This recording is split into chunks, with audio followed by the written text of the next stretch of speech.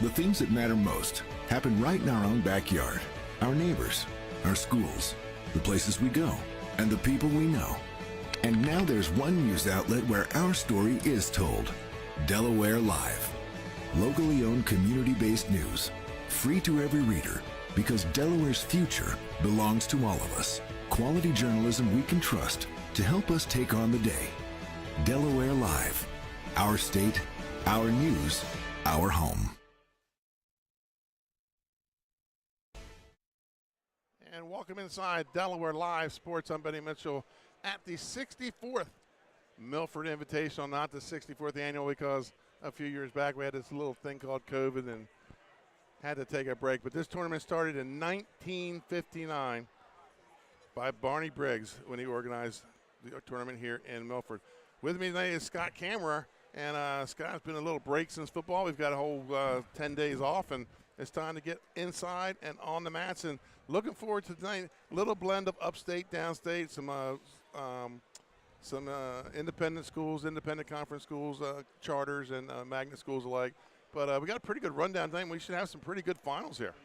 Yeah, Benny, looking at some of the big-name traditional blue blood wrestling teams in Delaware that are here, you have Caesar Rodney, Smyrna, William Penn, Milford, Caramel, and DMA. And I'm guessing when the 302 Sports rankings come out, those 6 teams are going to be in the top 5 or 6. You also have Newark, Conrad, and Concord.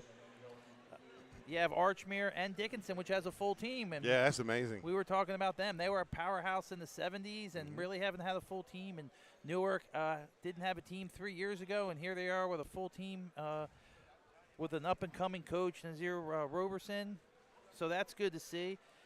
Another 2-year coach, Trey Mitchell from Caesar Rodney. He's doing pretty good. Yeah. So far, his team is leading with 444 points. Birthday on Monday. It's also good. We see some of our old friends here. Coach Arcangelo from William Penn. He's been running a great youth program, and it certainly shows. They're in 3rd place here in this tournament. You also have Coach Don Parsley, the elder statesman of the Henlopen Conference at this point, right? And then Coach Aaron Harris from Smyrna. We see him, and he's built some absolute powerhouses and won a few state titles at Smyrna as a coach and as a wrestler at Caesar Rodney. So it's good to see some old faces and some new faces here today. Let's run down tonight's finals. We're going to start at 106 pounds, where you're going to see the Caesar Rodney Riders, sophomore Ben Donato, and he's up against Cole Perrin, freshman from DMA. They've met once already today. Perrin won 5-4 in the brackets. At 113, freshman from Conrad, Tommy Arms takes on Alex Sharkey, a sophomore from Milford. At 120 pounds, Cole Moffitt from Caesar Rodney, a junior, takes on Ian Alfrey from Smyrna, a sophomore. At 126, Caesar Rodney junior Trevor Copes takes on junior from Delaware Military, Gavin Mundy. At 132, Brooklyn Gordy, William Penn senior, will take on Dylan Del Colo, a senior from Delaware Military. At 138, Piero Papilli, a sophomore from DMA, will take on Eric Hughes, a William Penn senior. At 144, Nick Hendricks, William Penn, a senior, takes on Juan Carl Santos. He is a junior from Conrad. At 150, Hunter Durham from the home school, Milford, he's a senior. He takes on Charles Perrin, DMA, a junior. At 157, Delaware Military's Malcolm Roy, senior, takes on senior from Garavel, Alex DeLuzio. At 165, Franklin Norris, a junior from William Penn, will take on the senior from Smyrna, Brandon West. And then at 175, we got a battle of the cousins. Jesse Dixon from Smyrna, he's a senior, versus Owen Dixon from Caesar Rodney, also a senior. 190, Hayden Money from Delaware Military, a senior, takes on the sophomore from Smyrna, Keegan Gratowski. At 215, Brock Rose, fresh off the state championship football game, junior out of Caravel, takes on Milford's Greg Lockett, a sophomore. And at 285, returning state champ Kale Deningris from DMA, a junior, takes on Eli Joaquin Torres, a William Penn junior. Yeah, Benny, looking at some of the big names and high-ranking guys that have been here, that are here today and did really good last year. You mentioned Kale Denegris. He's a returning state champ for DMA. He's a junior. He's looking to repeat and possibly match up with Kevin Hudson, who was a 3-time heavyweight state champ for Caesar Rodney. Brock Rhodes, who you talked about, is fresh off. He's wrestling for Caravel. He's fresh off the state title in football. He was 3rd last year at 215 And he looks like he hasn't missed the weight room a whole lot, No. so we're going to see him today. And the third guy is Trevor Copes, multiple finalist. Absolutely, I feel like he's been wrestling for 10 years Right. already at the varsity level. So we're excited to see him, and we're talking about the rankings coming out and looking through the finals and thinking about what the rankings are going to be. I have a feeling that when you see the rankings from 302, Benny, you might see Cole Moffitt, you might see Hayden Mahoney, Franklin Norris, and Gavin Mundy from DMA. Those are some big names that I see on the finals list and guys that'll probably be ranked pretty high, right? Right, I would think, yeah. So we'll be wrapping those up this weekend once we get through the Del Mar tournament, and I believe St. Mark's is up in Pennsylvania this week. Really was waiting to see like the William Penn lineup. They had not wrestled yet, and now some people are getting down to weight. Like Copes was at 32 last week when he won the Ray Oliver tournament. This weekend's at 26, getting ready for the Beast. And that also gives Trey Mitchell some play this year, because he's got Dylan Bennett back, who is at 32 tonight. But you're probably going to see those two bouncing around 26, 32 come dual meet season. The way he explained it to me. So you know they Dixon 190 last week. He's at 175 this week. You know, get a good week at that weight, and then get the extra pound on Saturday at the Beast. Yeah, one of the things that people forget about wrestling is that it's good to have 2 or 3 guys of the weight or close in weight, because that gives you flexibility to move, to bump. When you don't have any moves you can make, when you wrestle duels against other teams and you come up against some real super studs, there's really nowhere to bump around or away because you don't have anybody. So guys like that give Coach Mitchell some flexibility. So, Benny, I was just looking at the top 10 in this tournament. So Caesar Rodney has 444 points. That's a lot of points. Right. William Penn, 422. They're in second place. DMA right now is in third place at 415 points. Smyrna, who better than expected. That maybe some people thought Smyrna was going to have a little bit of a down year, but 357 points. Milford, the home team, 341. Polytech, a bit of a surprise. They did a good job. They dropped down to 1A for football, and we're in the playoffs in the finals, right? No, semis. Semis. Yeah. Dickinson, like we talked about, first time with a full lineup, and they got 224 points. And then Conrad, Woodbridge, and Caravel round out the top 10. Caravel with 203, and you know they've kind of had a little bit of a mass exodus over the last couple of years. But when you have multiple 4-time state champs, I mean it's tough to repeat that kind of stuff. So we're going to say they're on a reloading year, Benny. Right, Scott, we're going to step aside a little bit as the wrestlers warm up, and we should be getting started the finals right around 5 o'clock. You're watching Delaware Live Sports, powered by 302 Sports. We'll be right back. I would always pass by Ferris on Kirkwood Highway, so I knew that they existed. We stopped in the showroom. We just clicked, like from day one. They did a total kitchen renovation for us. Ferris was so organized. They were on top of everything from day one. Always here when they said they would be, always on time, kept to the schedule. The level of comfort speaking to everyone that works at Ferris, they were just super friendly, easy to talk to. It was like they were friends, not, you know, people coming to work on our kitchen. The room is totally transformed from what it used to look like. To have all this seating now and the big table, the bench seats, it's great. I love coming home and just walking through the laundry room into the kitchen every day. It was just a great experience. We love Ferris. I would always pass by Ferris on Kirkwood Highway, so I knew that they existed. We stopped in the showroom. First State Orthopedic statewide has 29 physicians at 16 locations. Our physicians and staff provide both non-surgical as well as surgical treatment for almost all orthopedic conditions and injuries. We are specially trained in the current state-of-the-art techniques. We serve as team physician and orthopedic consultant for over 20 high schools, Wilmington University, and many local recreational and competitive leagues. Our doctors are readily available to the local emergency departments as well as medical aid units and urgent care centers for consultation and treatment. Call for an appointment today or visit us at firststateortho.com.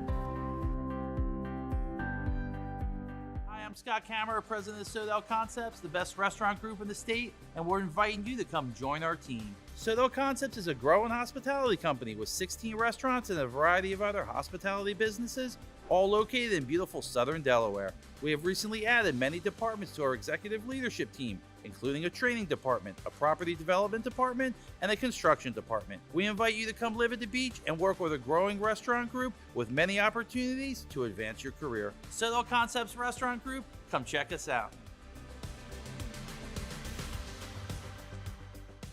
For over 15 years, our company has been building homes in Sussex County, Delaware. We offer a completely comprehensive program for our customers that makes building a new home enjoyable. At Capstone Homes, we have access to lots in our amazing communities or through our realtor partners. Visit with our team of professionals for a completely comprehensive experience. We can handle absolutely every part of building a new home for you and your family. Create your new home. Create a Capstone home. Congratulations, Dover Federal, on 60 years in business in Delaware. You've been by our side since our doors opened. Thank you so much for giving me a call on so many years ago when I had no credit. You helped our business grow into what it is today. As a military family, thank you for supporting the financial needs of servicemen and their loved ones. Happy anniversary, Dover Federal Credit Union. Happy anniversary, Dover Federal. Thank you. Thank you. Local people, local decisions, Dover Federal Credit Union. Congratulations, Dover Federal, on 60 years in business in Delaware. You've been by our side.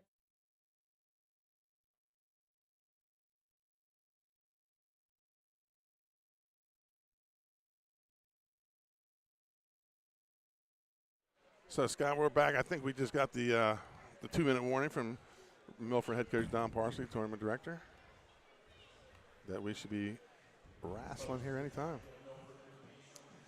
Coach Parsley, also a Lock Haven graduate, wrestled at Lock Haven. Correct. Along with a lot of other coaches and wrestlers out of the PSAC in Pennsylvania. So starting off, we're going to start off at 106 pounds. We're going to see the riders, sophomore Ben Donato and DMA freshman Cole Perrin. Like we said, they wrestled one time already today in the pool matches, with Perrin winning 5-4. Yeah, so there's a 16-team bracket. So there's Pool A and Pool B. Everybody wrestles each other. Then that gets seeded for the double elimination tournament. So in the semifinals, Benjamin Donato of Cesar Rodney knocked off Michael Pearson 10-5. That puts him in the finals.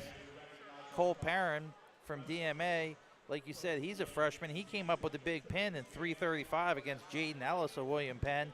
And that puts Pearson and Ellis in the third-place match, and Donato and Perrin in the first-place match. Championship match. Those of you that are scoring at home.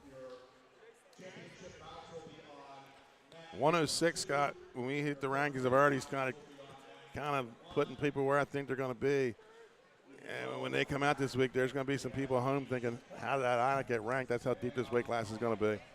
Yeah, and you know, I mean, it's the parent's job to send an email to 302 complaining about it. And for the right fee. It's been done before. You can challenge it. And not the fee part, the complaining part. Yeah. For $20, you can challenge any rankings. You send it in. Right. Yeah.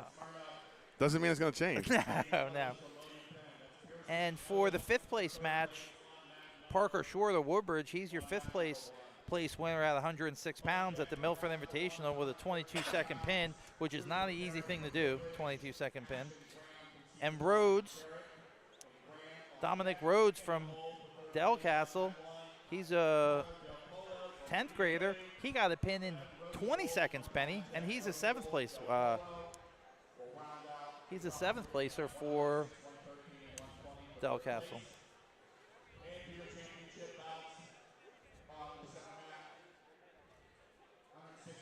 20-second pin is not easy. No.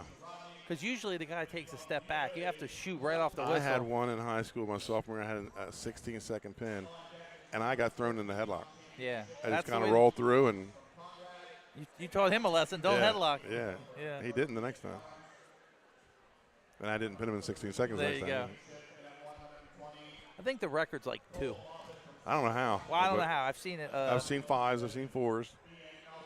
It's not easy to pin that quick if someone's resisting you. So here we go. We have Cole Perrin from DMA. He's only a freshman. His record, according to Track Wrestling, so far this year is 8-2. He's wrestling Ben Donato. He's a sophomore at 106. He placed at this tournament last year. He's 3-1 right now, according to Track Wrestling. whose record-keeping skills are suspect at best. Oh, sure. But we're going with him. Since we pay our monthly fee. That's right. Referee Buxton is saying, let's get this thing going. Buxton, one of our new young legislators That's in right. Dover. State senator. I was talking politics with him earlier today. Happy to see wrestling represented well in Dover at the Leg Hall. We're a small but mighty special interest group.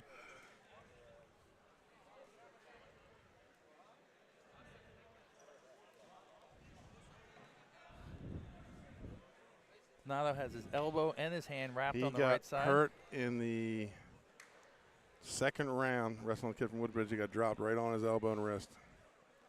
So 2 fresh injuries. Trey Mitchell tells his kids every year before the first whistle practice, this is the healthiest you're going to be. Yeah, they say at some point in the season everybody's injured. That's it's just right. the level Something that you're behind interested in. them. Yeah. Coach, how are you? Good to see you. Good. So here we go. Ready to start at 106 pounds. 2 of Delaware's best referees, very experienced here, done a lot of state finals. Happy to be back. And we're Wrestling is underway. Wrestling season is underway. Donato wearing the green ankle bracelet and the royal blue, white, and gold of Cesar Rodney. Perrin in the navy blue, gold, wearing the red anklet for the DMA Seahawks. Like we said, tight match the first time they wrestled today. Both of them competed at the Ray Oliver tournament last week in Maryland. I was looking at the results. That's a pretty good tournament. It is pretty tough. A lot of private schools out of Maryland. A lot of MIAA teams. Smyrna was there. DMA and Cesar Rodney representing Delaware. There's the ankle pick attempt by Donato. Does get in on single. Cuts across the double. Parent goes behind. No score yet as Donato rises right back to his feet. Isolates the hand. And they go down. Takedown for Cole Parent. Excellent job by Parent. He just kept fighting. Donato had great defense. Just a matter of Parent put it into 5th gear and closed out and got his takedown. So under a minute to go here in the first period. Parent with the 2-0 lead on top. Donato rises up. These two, but 2 or 3 scrambles in the first match today. And Donato cuts away and scores, makes it 2-1. 106 provides a lot of the best scrambling. That's right. In wrestling. That and the upper, those middleweights. When it gets to 215 in heavyweight, Benny. That's the pummel matches. That's the pummel. Not a lot of scrambling. Go out of bounds. 2-1 lead with 26 seconds for Cole Perrin. Doesn't look like the elbow's bothering him too much. Donato in on a quick single high crotch. 9 times out of 10, that doesn't work, and it worked beautifully there.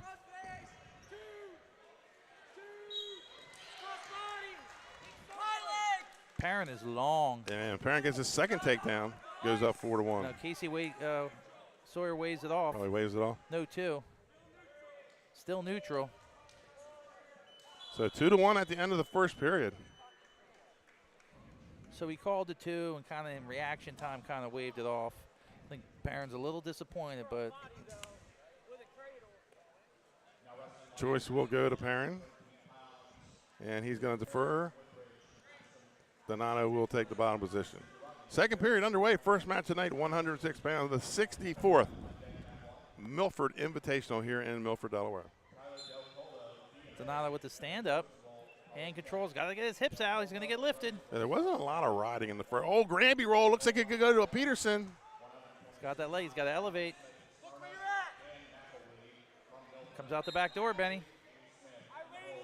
Hip in. Still control for Perrin. Now Perrin's in a funk. And nice. Another funk by Donato. Great scramble. Trying to split it.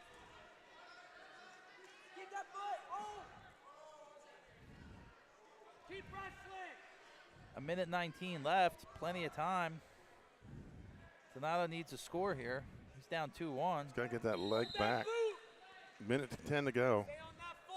Big opportunity for him.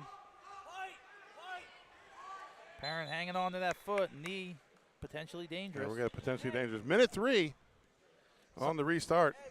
Sometimes a potentially dangerous benefits one guy more than the other. In that case, I think, you know, it worked out for both of them. They're on the edge, no points scored. Let's get a fresh restart and see what happens.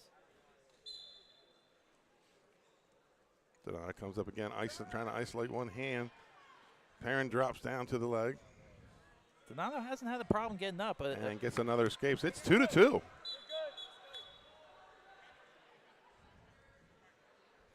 Two to two here, 49 seconds to go in the match. Referee Sawyer stopped it for a minute. Looks like a little bit of problem with his finger, but gets it popped back into place. And both of them are taped up. Yeah. 2 weeks into the season.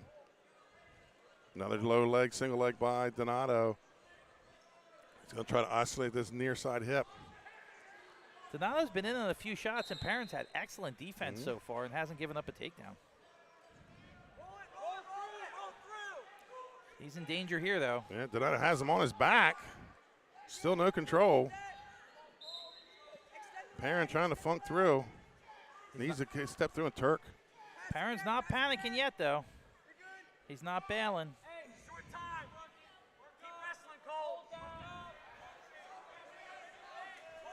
Now, this was called 2 earlier today. Incorrectly. I think that's the right call there. Earlier today, that was called 2, and well, that's how Perrin won the match. Same exact position. You know, it depends on if my kid's wrestling That's right. or, like, you know, my nephew's wrestling, you know. Great switch and stand up by Perrin. He goes ahead 3-2. No riding time in high school, so not a factor. 3-2 lead for Perrin. It was a 1-point match earlier today. They're headed towards a repeat of that. Donato gets a takedown. Tries to slide by. Something tells me this is not going to end 3-2. No, I don't think so. Somebody's getting a takedown here. They've been in some excellent high-level scrambles. Funk and refunk. Ankle pick attempt by Perrin. Elbow pass. He's really set up for an ankle pick. He's got that look of an ankle picker.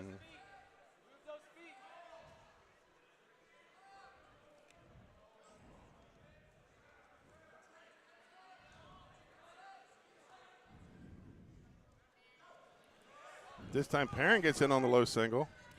Great low single. Donato in a heavy leg position.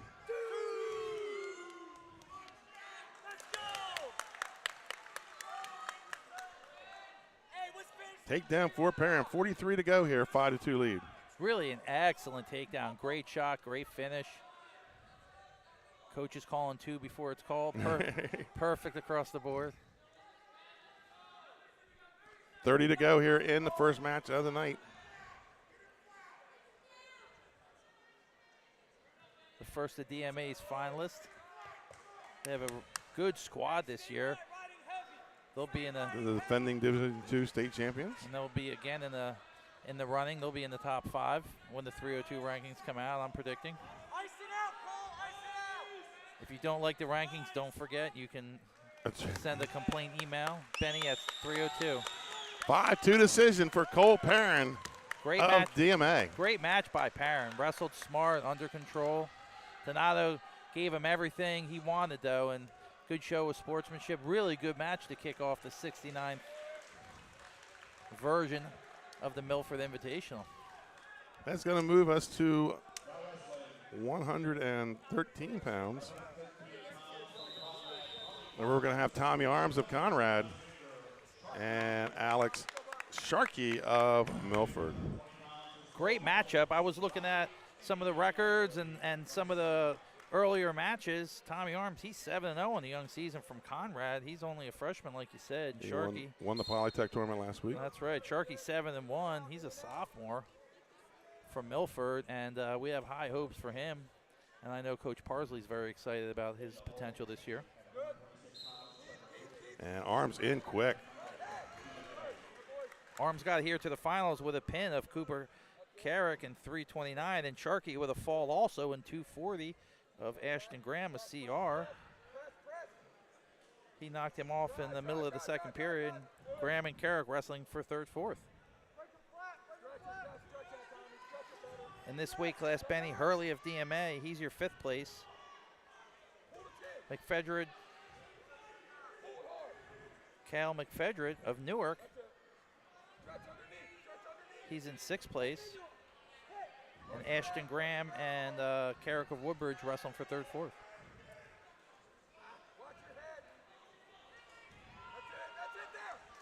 Arms with the double boots in. He's cranking on that power half, looking to turn him. Sharkey fights it off. Nice crossface by Arms. Under a minute to go here. Coach Buxton keeping a close eye on that shoulder. Sharkey's got to keep moving. Doesn't want to get tied up under legs for the whole first period. 30 to go here in the first period. It takes a lot out of you. This kid's going to be a tough freshman at 113 this year for Conrad. Conrad with 2 finalists today. Conrad working hard and announcing that, you know, maybe they're going to be in the mix this year. It'll be Division II, yeah. It's always nice to see some new faces in the mix. New names, yeah. 2 seconds, 1 second, and that's the end of the first period. Great first period by Tommy Arms. He's undefeated on the season so far, 7-0, and looking the part in the first period. A takedown and a ride out. Can't ask for anything more. Yeah, it looks like Sharkey's going to defer. Yep, going to defer and go bottom. Will Arms go? Third place match is moving right along. I think they're up to 120 already. A couple of quick pins. That's the lucky man over there. Keep it rolling. Yeah. Arms rises to his feet. Sharkey returns. Arms looking to put him in a bad position right now. Comes out with a whizzer. What I've seen out of Arms so far, he's got excellent hips. And that's an escape for Arms. He goes up 3-0. Could have been worse. Alex Sharkey actually did a good job of getting out of danger. I think Arms could have turned into him. He had a split second where he could have put him on his back and really put him in trouble. Arms in on a high crotch. Arms just straight ahead, just comes at you. Oh, cradle here by Sharkey maybe. Trying to clear that right leg. Sharkey looks like a cradler. He's got the build for it. He's got the long arms. Certain guys are always in position to get his cradles. older brother is a cradler. He not sure if he's going to be able to finish this season. He had a concussion in practice, and apparently a severe concussion. Talking to his father, where he's spent like a week sitting in the dark. Can't mess around with those. I mean, so we're going to be on blood time here. And blood time's over.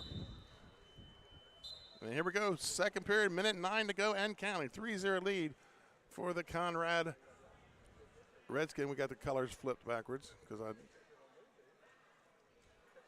no, Arms is red. Okay, he's got green shoes on. Conrad in the white and black with red trim singlet representing Conrad, and Sharkey in the maroon and gold of Milford High School, the home school of this event. a lot of work to put on the tournament, and Milford does a great job of it. 64th. Sharkey comes out with a high single, mid-level single. Can't stop there, got to keep moving. Can't give Arms a chance to set up. Arms won the Polytech Invitational last week to start the season, and he gets another takedown here. I tell you what, Arms looks strong. He does, yeah. Just a freshman. Yeah, I think Sharkey on there really in on a good shot, just couldn't convert right to the finish. Just took a split second too long, and with Arms, I think that's a split second too long. I also like Arms' top game. Yeah. That's the end of 2 periods. Thomas Arms with a 5-0 lead. Choice will go to Alex Sharkey. He's going to take top. When you're good on your feet and good on top, a lot of things can go right for you in tournaments. It gives you a chance to go a long ways. So this is the first, see him on bottom a little bit. See what kind of stuff he has from there. Third period underway. Dangerous little attempt at a roll, at a Granby roll.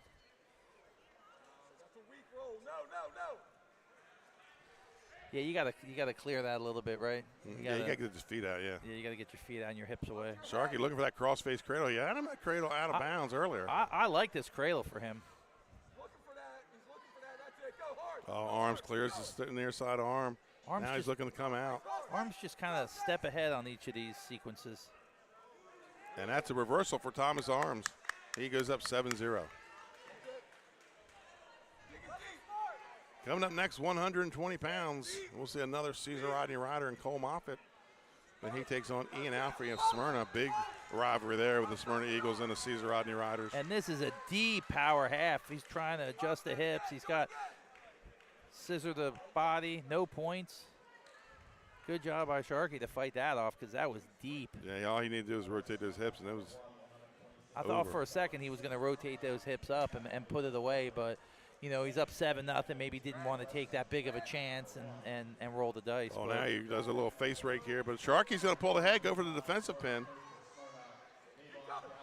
Nice job, Thomas Arms, to scoot the hips, get out of danger with 35 seconds to go here. Yeah, and he's weathering the storm a little bit here. He was in a little bit of trouble. He might want to be careful here. He's got his hip down, and Sharkey's trying to reverse him with 25 seconds left. Sharkey could be headhunting here, too. Under 20.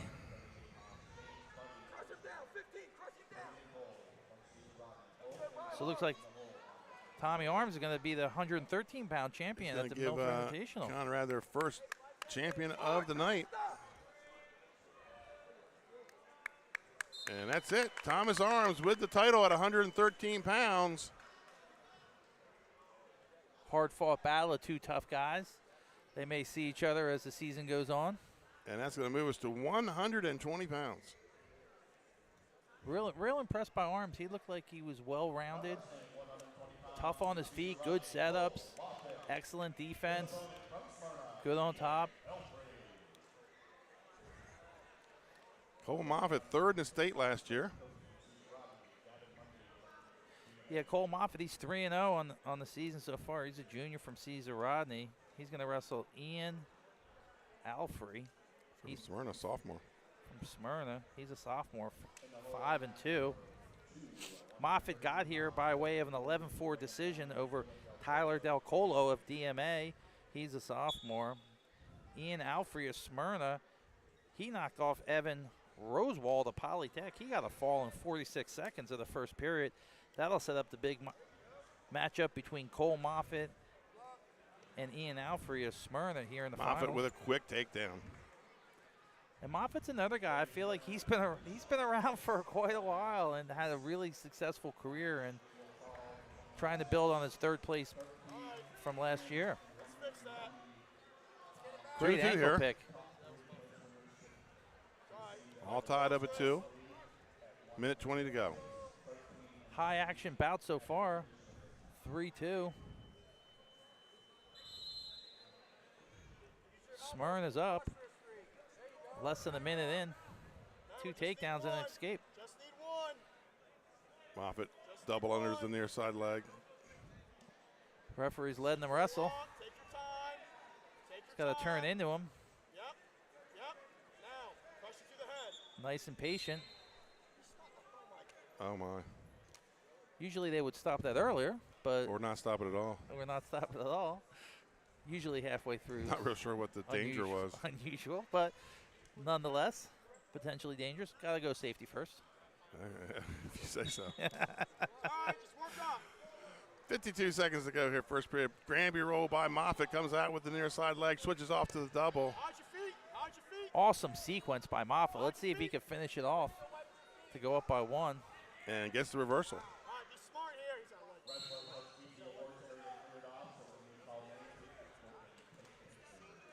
Moffitt looking to get the boots in. Got a little loose. And ends up giving an escape. Smart move there by Moffitt not to give up a reversal. He had a little trouble getting out. Oh, gets in on a sweep single. Beautiful sequence by Moffitt. Faked one way, Low single back the other way. Let's see if he could finish. Going for the lift. That's a grown man finish. Yes, it was. Takedown by Moffitt, 6-4. Moffitt's scoring in bunches here in the finals. Let's see if Alfrey can hang with him. He's only a sophomore. And that's going to end the first period. Cole Moffitt up 6-4. We'll move us to the second period. Alfrey defers. Moffitt takes bottom position. I like the bottom position for him. He was quick to get out last time. Put Alfrey in danger. Alfrey goes to the tight waist ankle, stop the stand up. Now tries to get 2 boots in. He's high. He's going. Moffitt's head hunting. This could be trouble. Moffitt's a pinner. He was Caesar Rodney's had most pins last year for the Riders. Alfrey hanging on tight. Nice stalemate call. Stalemate call there. You know, sometimes stalemates benefit one guy or the other, and I think that Alfrey for a second was in deep trouble with Moffitt, and he recovered and was able to get a stalemate. Moffitt again rises to his feet. Often we call them stallmates.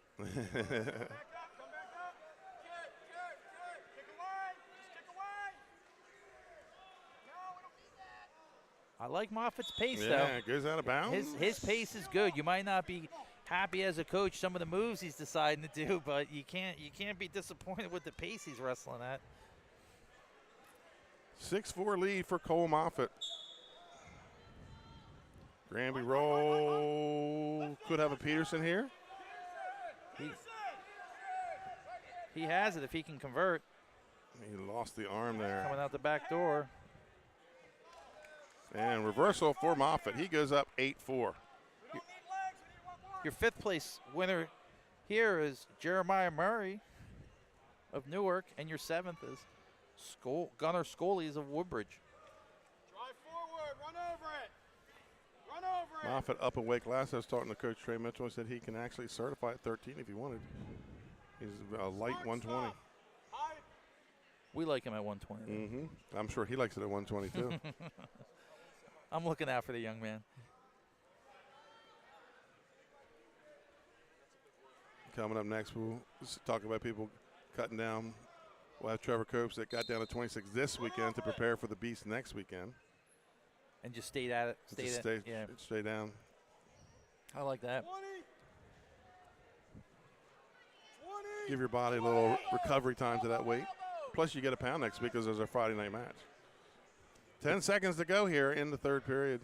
The Beast always make sure. Sussex Central usually has a match. Usually has a match, so everyone gets a pound. One of my favorite things about the Beast. That's right. So time runs out on the second period. Moffitt still leads 8-4. It's going to be Alfrey's choice, and he's going to take bottom.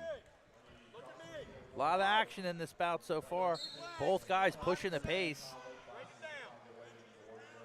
We'll see how the third period ends up. Moffitt up by 4. Alfrey's just got to stay the course. He's been wrestling great. Third period underway. Just lost a few scrambles to Moffitt.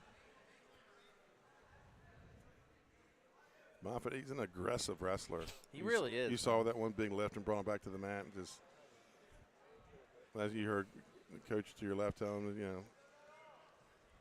be patient. Don't need to force anything. I think I was saying that. You too, yeah. Up 4. I do like that Moffitt has. It looks like he's really matured this year. I mean, he definitely has put on some muscle and matured. Got the leg split. Let the leg fall through. There you go. Right to your breakdown drill. Put it on his back. Make him wear you. Right to your breakdown drill. Minute 15 left. Moffitt looking like he's in total control of this ride. Yeah. He's putting a nice ride on the Smyrna wrestler. There comes a little tilt there. Doesn't get it. Not able to settle him in the pocket. He's a high risk, high reward guy, though. He is. He's not afraid to take chances. He likes the pin. We like that. We haven't seen the pin yet in the finals. 45 to go here in the third period. Moffitt with the 4-point lead. Looking to crown Caesar Rodney's first champion tonight. They've got a few guys in the finals, and they were up 22 points coming into the finals, 444 to 422. those pool tournaments give you a chance to get a lot of points. Right. Also gives the kids a chance to wrestle a lot of people. Yeah, most of you guys are coming out with 5 matches today. Not bad. As you said, Moffitt's in total control of this ride right now. Breakdown drill, breakdown drill, breakdown drill. And smartly rolls out of the way because he knew the escape was coming. And there's your champion at 113 or 120 pounds, Cole Moffitt with the 8-5 decision for the Caesar Rodney Riders. And that's going to move us to 126 pounds. Probably the marquee matchup of the night. We're going to see Trevor Copes. He's a junior from Caesar Rodney. He's 3-0 in the season. And he's going to be wrestling Gavin Mundy of DMA. He's a junior. Mundy 6-2. Copes, one of the more exciting guys. He's a returning Henlopen Conference champion. He got here by way of fall. He pinned Donald Smith of Smyrna in a minute 54. Gavin Mundy with a fall of Dan McClue of Milford. McClue and Smith to meet up for third place. Your fifth place placer, also from Caesar Rodney, Alexander Baden. Polytech with Marvin Bervali. He placed 6th. So it looks like we're going to award some awards here. First, Cope's a multiple state finalist in Delaware. 3-time state finalist, lost twice to Gabe GM Peacher, now wrestling at Drexel, and then last year the controversial takedown at 126 to Davis of Salesianum. That was a great match. It was a very good match. It probably would have been better for CR if he would have won. That's true. But it was a great match. 2 high-level competitors. So Trevor Cope's a junior this year, looking to be in his 4th final and pick up his first title. Probably a favorite this year, would you say? Yeah, he'll be coming out, unless he loses right here, the #1 ranked wrestler at 126, maybe even 132, wherever he decides to go. We will have Cordier from Sussex Central at 132. Mike talking to Curvo people, it looks like Radicke for now. He's going to settle in at 38.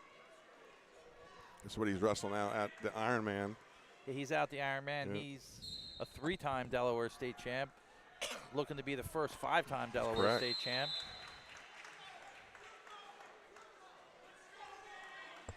So the 113 pounders on the podium. Trevor looks like he's definitely bulked up a little bit from last year. Been working hard all summer in anticipation of this year, and hoping to be the top-ranked wrestler at 126 pounds in Delaware, headed into the Beast next weekend.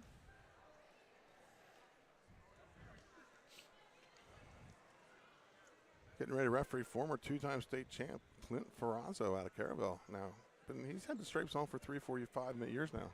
He's done a good job. We said that when we first sat down. I was like, man, that guy's doing a good job. It's good to see a nice young wrestler refereeing. So far, so good with him. We haven't complained about any call he's made. Well, here we go at 126 pounds. Caesar Rodney's Trevor Copes wearing the red ankle band in the royal blue and white and gold of Caesar Rodney. And in the green ankle band, Gavin Munday of Delaware Military Academy. Copes is pinned, I think. If you look at the bracket, has he got all pins so far tonight? Yeah, he's got all pins so far. And I think all first period. Comes from a wrestling family. Both brothers are here. They're behind us. Avery Copes. Got second place, wrestled 2 weeks with a broken wrist. That's right. His brother Gage Copes. A state finalist. Copes up 2-0. He's going to give him the release and goes up 2-1. I really think his first takedown was a setup, and it kind of just ended up being a takedown. Right. Mundy in on a great shot. And Copes just stingy. He doesn't give up a lot of points. No. And a lot of that's a mentality, you know. I mean, you can give up points here or there or let a takedown happen, but You know, I think he's at the point in his career where he doesn't want to give up a takedown in Delaware.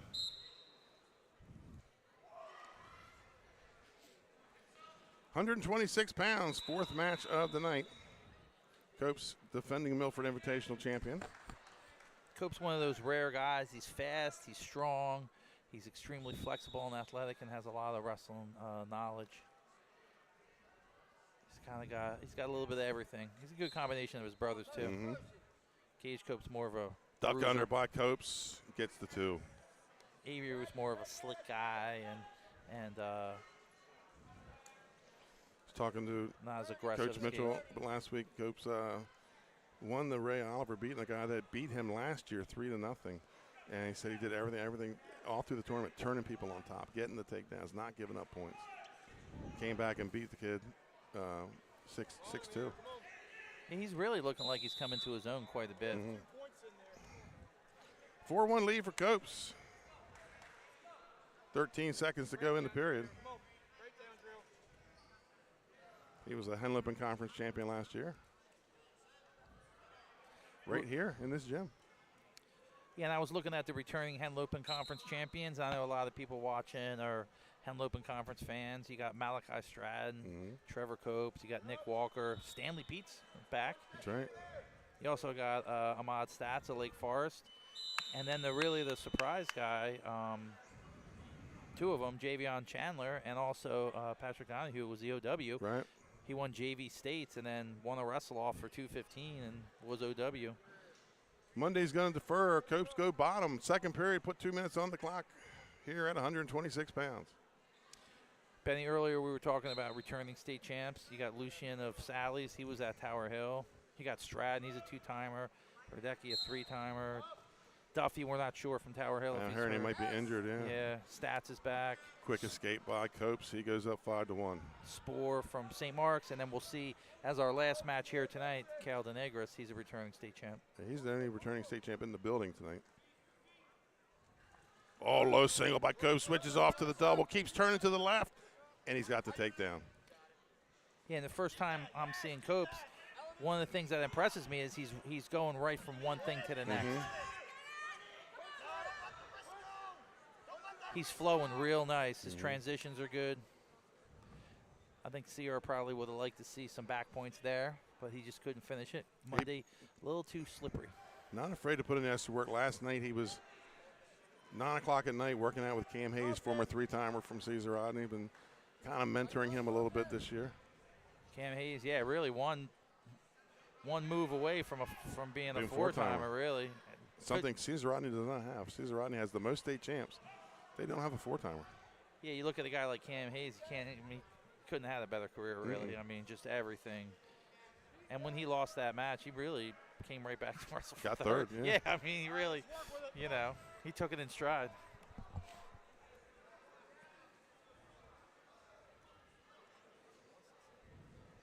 .35 to go here in the second period. Cope's working hard, keeping them down. He's looking to pick up some backs here. He's tried 3 or 4 different things, but he's kept pressure the whole time. Yeah, he's kept Monday face down. Yeah, and he's transitioned to some different things. He just hasn't been able to convert. He's rolling that wrist, though. Maybe pull it out to a hammer. What do you think? And it's part of his repertoire. Yeah, I've seen him do that. He also tilts. He'll tilt from there too. Which is nice. Yeah, he's pulling it out here. Looking hammer or bar. So that's going to end the second period. Copes up 7-1. And Monday's going to go neutral. I like that. I wouldn't go bottom. Neutral's a good choice. He had it. He's been in on a couple good shots.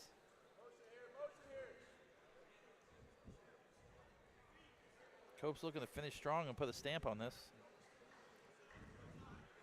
Monday tries to blast through him. A lot of these wrestlers here tonight thinking about the Beast next up. Right, next Saturday and Sunday.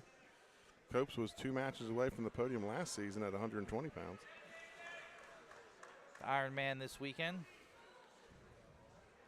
One of the top 2 tournaments along with the Beast and the Doc Buchanan in California. Copes in on a high crotch. That should And be 2. another takedown. Cope's Goes up 9-1. Cope's just wrestling really well. He's one of those I shoot, I score, you shoot, I score. I like that. Here he is in the big cookie trying to run the half side. Mundy stops that. Half the major. To me, Copes looks better on top than he has in the past year. Yeah, they said he was just turning everybody last weekend. That happens when you start. You know, he's a junior. You forget. I mean, he was in the state finals as an eighth grader. Eighth grader, right? So, against a nationally ranked kid. And then we're going to get a stalemate with 32 seconds to go. It's called stalemate. Hey, we got the major. You gotta stay down. 32 seconds to go. Copes right now has a major decision, up 9-1. Coach Mitchell wants that extra point, half a point. Well, point. he likes pins. Yeah, though, who doesn't? Cope's fighting hard to keep him down. 20 seconds left. Oh, looks like he's going to go cradle there, but He had it for a second, but Mundy readjusted. 10 to go here in the match. And I think Copes is just going to sit back and settle for the major decision. Really a great match by Copes. Masterful performance here in the Milford Invitational Finals. Your 126-pound champion of the Milford Invitational, Trevor Copes, back-to-back championships. And like we said, we expect to see At the both same weight. these guys ranked when the rankings come out. So that's our first bonus point win tonight, Scott, as we move to 132. So at 132, we're going to see Brooklyn Gordy of William Penn. He's a senior. According to Track Wrestling, he's got 2 victories coming in. He's going to be wrestling Dylan Del Colo. He's a senior from DMA. He's 4-2 coming in. His younger brother's also wrestling.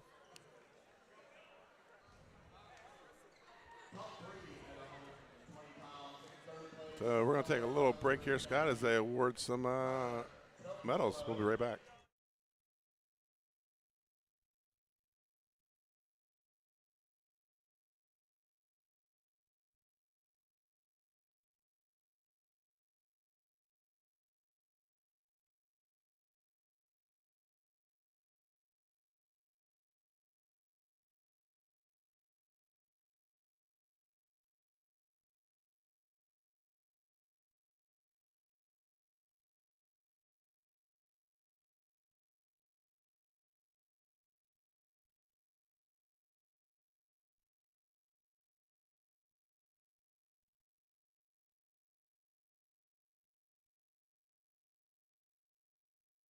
So here we go, 132 pounds.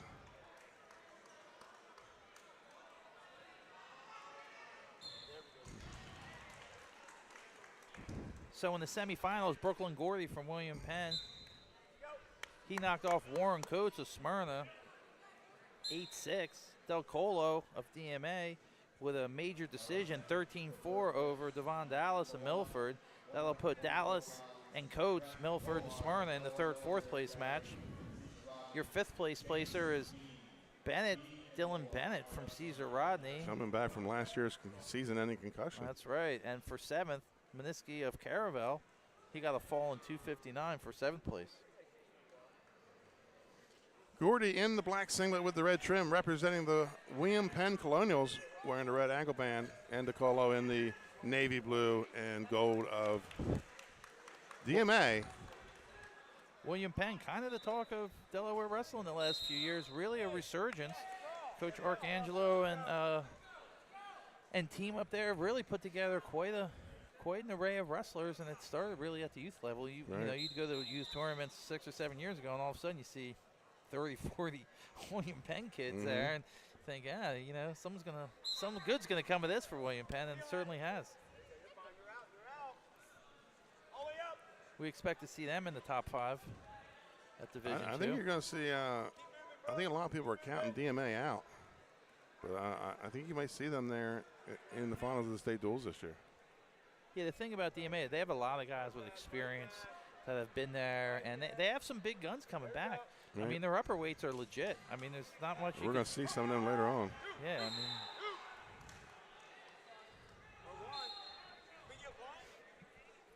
No points awarded. Coach Arcangelo asking for clarification.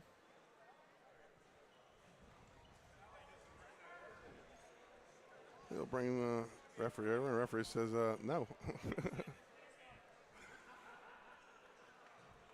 It's good to set the precedent that you're going to argue calls, Right. you know.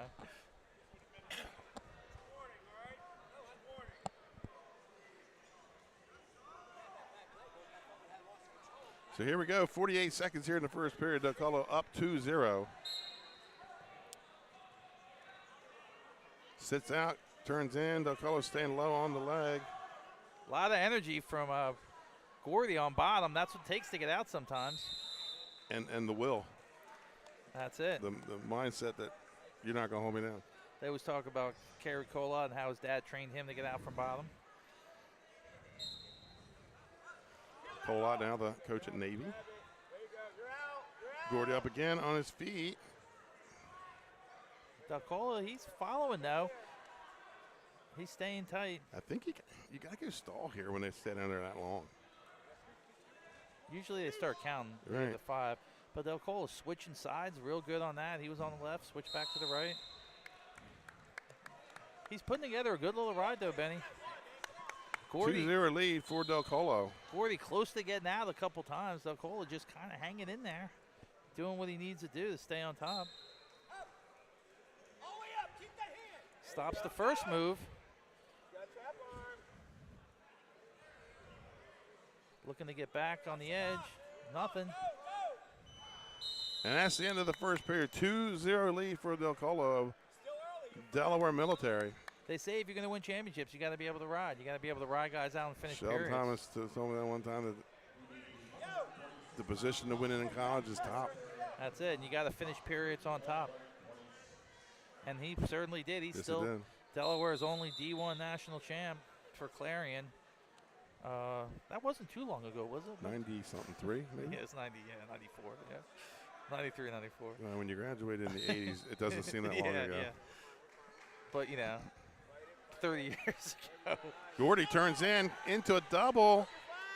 Gets the reversal. It's 2-2. DeColo smartly bails out on that one. Gordy looking to go to work. He wrestles with a lot of energy. Switch attempt by DeColo. Come to their feet, and he's going to give him the escape. 3-2 lead for DeColo. Hit your shot, buddy. Let's roll this time. Let's roll. High crotch is there. High crotch is there.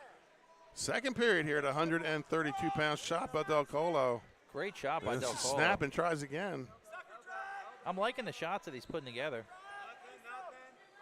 Spins into a single leg. Gordy caught that trail leg coming through.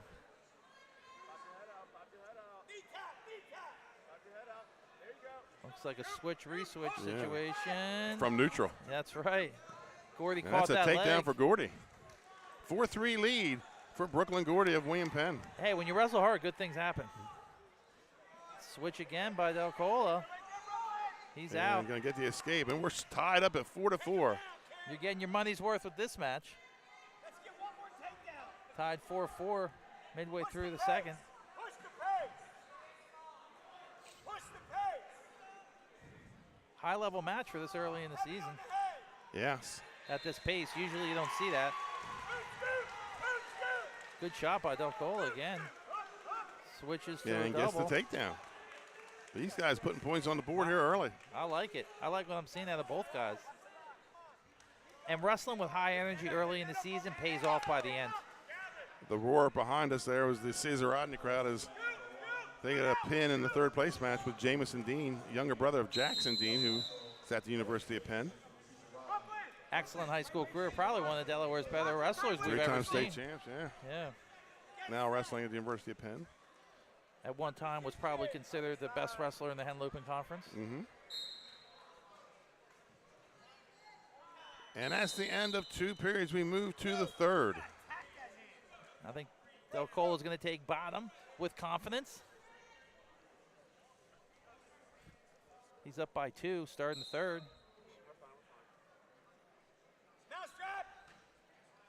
Gordy's going to be in a little bit of trouble here for Peterson, but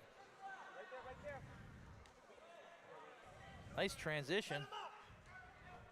6-4 lead for Del Colo. They're going to give him the free release. Now he's going to be try to down get takedowns. 3. In college, it'd be perfect. Right. Oh, knee tap good behind Del Colo. Does he get it? No. Gordy right back up. There it and is. A takedown. Great flurry by Del Colo. Really evenly matched guys, and Del Colo just seems to be getting the better of each scramble. 9-4 lead. What do you think? You ride him for a little bit? I think you ride him out if you can. Yeah, if you can.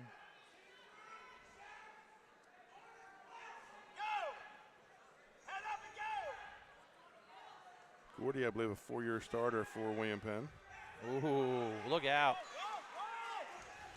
Almost got rolled through on the cradle, but was able to settle. No backs.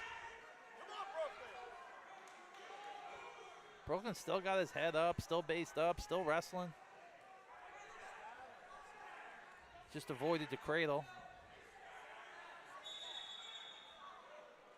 Del Colo, like we said, looking to finish strong, finish on top, and make a statement win for him. Ooh, he's loose and high there. So William Penn has been coming to this tournament as long as I can remember. They're like and that's a long time. It used to be pretty much the Henley Conference in William Penn is to win this tournament back in the 70s and 80s. And Gordy gets the reversal, makes it 9-6. He's a turn away from tying this match up with 24 seconds. I just remember those powerhouse teams of William Penn. Oh, yeah. Damian Creighton. 4-timer. Russell to Drexel.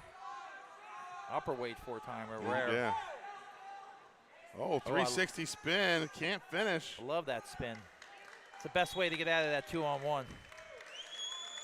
And that's going to be a champion for DMA. Dylan Del Colo with the 10-6 decision. Really can't say enough good things about the DMA wrestler there. He just wrestled hard right through the whistle.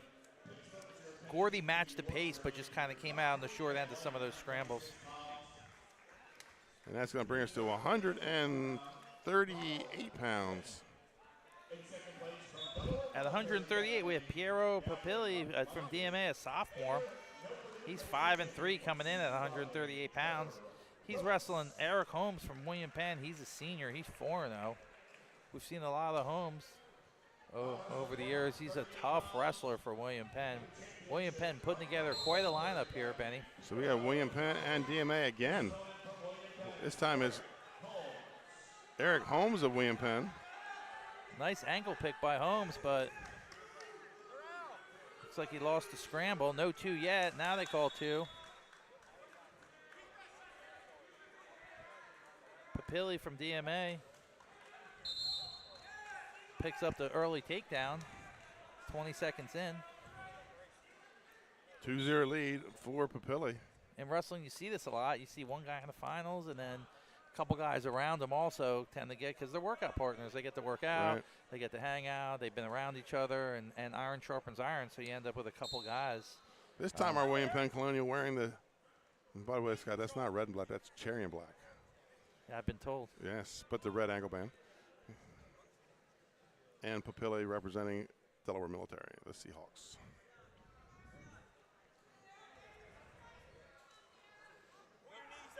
The big news in D2, talking about DMA, and it's St. Mark's. St. Mark's just has a loaded team. They got the benefit of quite a few transfers over the offseason to go with already a tough team, so they're going to be the talk of D2. Oh, Papilli going for the fall here. A minute to go. That is tight. He's got that far wrist. The half looks like it slipped off. He's going to reverse the half, try and lift the head and pull him in. He's on his toes. Under a minute, 49 seconds to go. Holmes fighting, though. Doesn't want to give up a pin. CR and William Penn in a close battle in the finals. The DMA jumping in and out, too.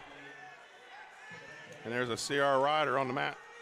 One looking for a fall in third place match. Pins in third place matches tend to win team championships. Right.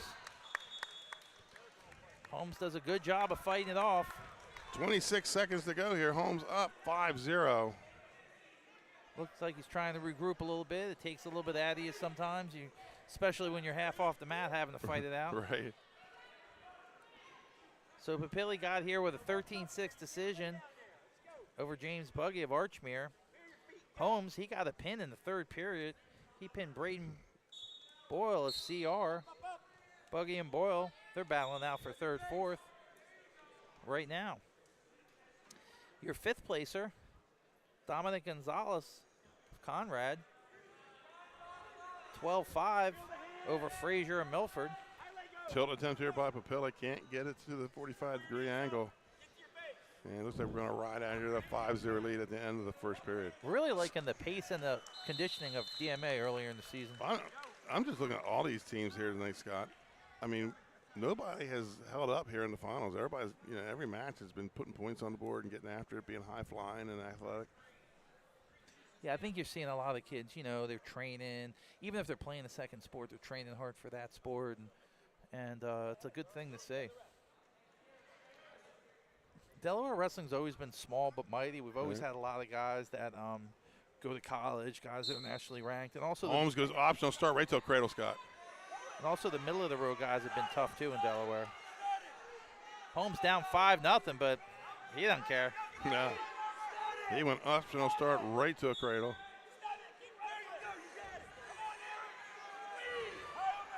He looked over here at his coaches, and what do you think? I told him to cradle it. That was you, huh? Looks like hasn't got a turn yet. Yeah. Looks like Papilli might have weathered the storm here. Though he's still in trouble because the cradle's locked up. If he Papilli's got to pull that arm through. He does. Ooh. That's the kiss of death when you're in the cradle. Oh, you have to bail from there, baby. You got to bail hard. And Holmes did bail. And that's going to be a reversal for Papilli. He goes up 7-0. That half is tight. Papilli's got a great half, looking like Gene Mills here, or Wade Childs. Put your right hand over there. Use your right hand. There you go. Holmes going hip down, but it might not work. Yeah, he was 1 second late on the hip in. 40 seconds to go here. Team race still. I think Delaware Military might be able to score it, strike. They're Caesar Rodney 464, DMA 437. Papilli picking up 3 more. He's up 10-0. He's looking for bonus points. Holmes still fighting off bottom. 15 to go here in the second period.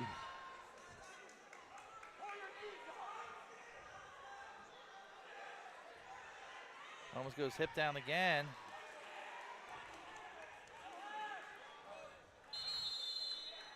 So that's the end of 2. Papilli with a 10-0 lead. And Holmes is going to take the neutral position.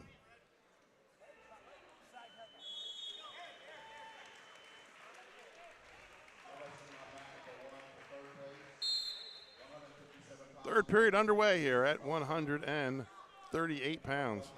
Papilli's still, shot by Papilli, gets in, maybe overshot him, Scott. Yeah, he's still aggressive, still coming hard. Not resting on a 10-0 lead in the third period. Holmes looking to funk out, get some elevation, come out the back door. Uh-oh. This is trouble here. He's got a figure 4. Now leg scissor. There it is. Gets the takedown, does Holmes. This is now problem. he's looking for the fall. Dead center in the middle of the mat. He reverses it. No. Now he goes to a side headlock. He had an illegal headlock for about a second. Now he's got a reverse cradle. Yeah. Oh, he's pinned. And he is. He was pinned for just a split second. That was a quick call, but I'm going to say that was the right call. Right. We saw it coming. We saw the Holmes had him in trouble. Down 10-0, Scott. Takes neutral, gets the fall in the third period. And they're celebrating at William Penn. They're happy for Eric Holmes. Celebrating in Newcastle tonight, baby. Yeah. William Penn's first champ of the night. So Eric Holmes with a shocking upset, down 10-0. Kept working for the pin. He had the reverse cradle. It was almost I wouldn't call it a defensive pin, but it kind of looked like that. Yeah, he was for a still in second. control, yeah. Yeah. But they had that look when he kind of like bridges back and the guy gets called for that. Always a surprise when you get called for that. So that's going to move us to 144 pounds. Back in the 70s, Scott Conrad was a wrestling program, and then being reborn here now as a magnet school.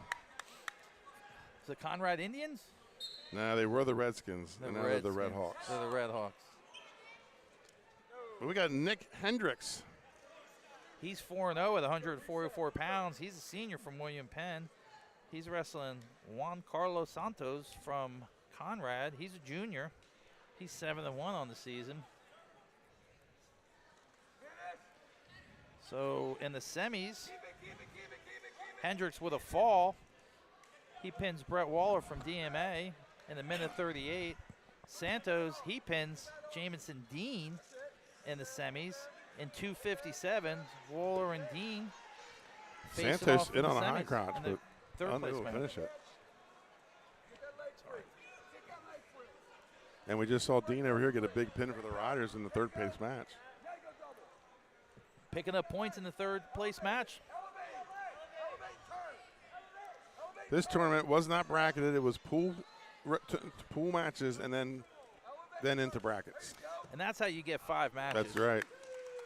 You wrestle everybody once, and then you go to the semis. You're seeing a lot of these preseason tournaments going that route now. I like it. They're also doing some scrambles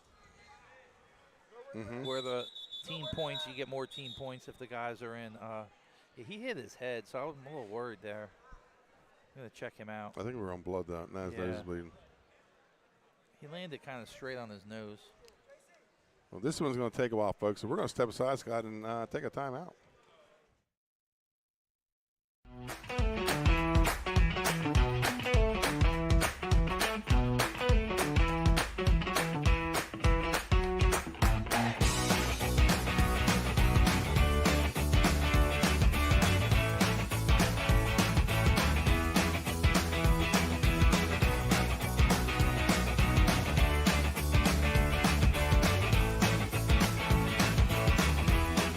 Company has been building homes in Sussex County, Delaware. We offer a completely comprehensive program for our customers that makes building a new home enjoyable. At Capstone Homes, we have access to lots in our amazing communities or through our realtor partners. Visit with our team of professionals for a completely comprehensive experience. We can handle absolutely every part of building a new home for you and your family. Create your new home. Create a Capstone home. For over 50. And welcome back to Milford Central Academy here in Milford, Delaware. We're at the 64th Milford Invitational. We're at 144 pounds, where we have Nick Hendricks of William Penn and Juan Carl Santos. Hendricks up 4-1 coming off blood time for Santos. And Scott, we say it every year. Wrestling to any sport that has blood time in the rule book. And this was a lot of blood this time, man. He had a gusher going. Right in front of us. He looks like he's okay and he's game to wrestle. I'm predicting some more blood time in this match. I don't know if he had it before he went face down on the mat or. No, he looked fine before. Right. So here we go. 39 seconds to go here in the. Yeah, he went face down right in front of us.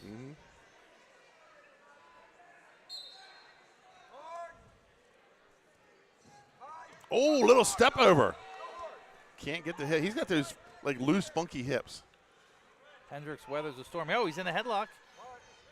Hendricks slips out of it. I know coaches freak out when they see the wrestler step over the back like that. But Santos looks like he can take a lot of chances, though. He's got that athletic, loose hips to be able to do stuff like that. probably 30 years from now, I'll be having those replaced. Yeah, well, that's how it goes. And that's the end of the first period here at 144 pounds. Action-packed first period. Yep, 4-2. Had it all. Takedown, escape, another takedown, blood. Santos taking bottom. Hendricks will have choice in third.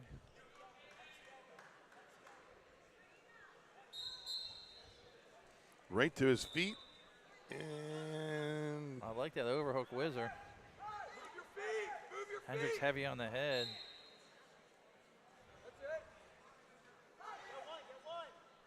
Santos' coaches asking him just to get one. That's what he does. It's a 4-3 match here at 144 pounds in the second period. Tight match, and you can see Santos likes to go for the big stuff, and the coach Shot, high crotch. Take it down a notch. A little boot scoot by Hendricks. Cross face by Hendricks. Woo. That's a cross face right on the nose. That's bleeding. In boxing, you like to keep a steady jab going once the guy's right. bleeding, you know. There it is. Keep it. No. No pin so far, except the one with short time left. Right. At 138. And we'll get a stalemate with a minute 3.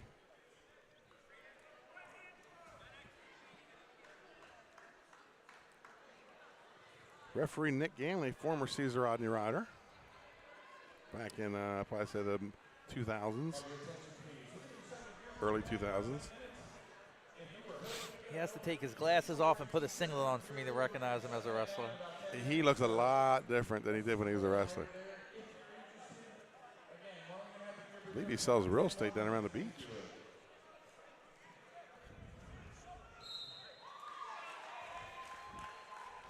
You know, sometimes the kids kind of blend together. And kid pulled up to me at a light the other day and rolled down his window and said, "Hey, coach, you know, I wrestled."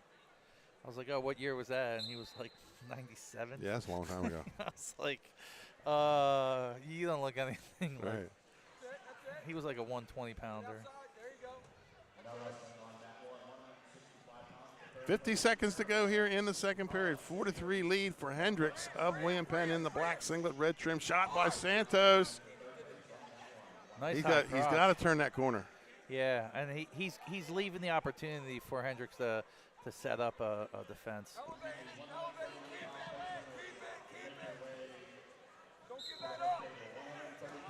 Takedown for Hendricks. Hendricks just kind of 6-3 rolling. lead. Just kind of stays Just kind of calm. quietly, quietly gets the doing points. his thing. He's winning scrambles, finishing moves. Oh, switch gets the one. Hendricks does a good job of just getting the hips away to make sure it's 1, not 2. Hendricks might be a tough out in the state tournament. He's got that look. 144, yeah. Oh, wow. Time. It's going to be a takedown and no backs. We were talking about that. Santos got those he'll go big. Funky, man. Yeah. He is funky. Hendricks just got a This over is the guy that aggressive. he's unknown and he's going to put himself on the map. I like his style. I think he's put Tonight. together, a good tournament, a good match. Win or lose, everybody's going to know who Juan Carlos Santos is after tonight. And he's 7-1 coming in and to this match. He might be an upper comer for us at 144 pounds. We're liking what we're seeing out of him. Just a junior.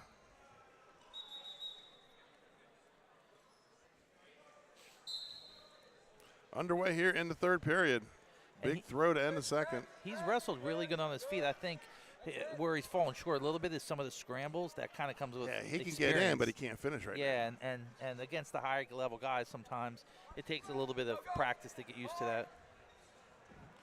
Hendricks rises to his feet. Big lift, big mat return by Santos. The fans love the big mat return. They do, yes. These fans are kind of sitting on their hands tonight, though. It's been a long tournament. Oh, we got a locked hands, Granby roll. He's going to get 1-1. The worst is when you lock hands and you give up a – really, it's when you give up a reversal is the worst. Oh, going big. So 8-6 lead for Hendricks. He's looking to get it back in one move.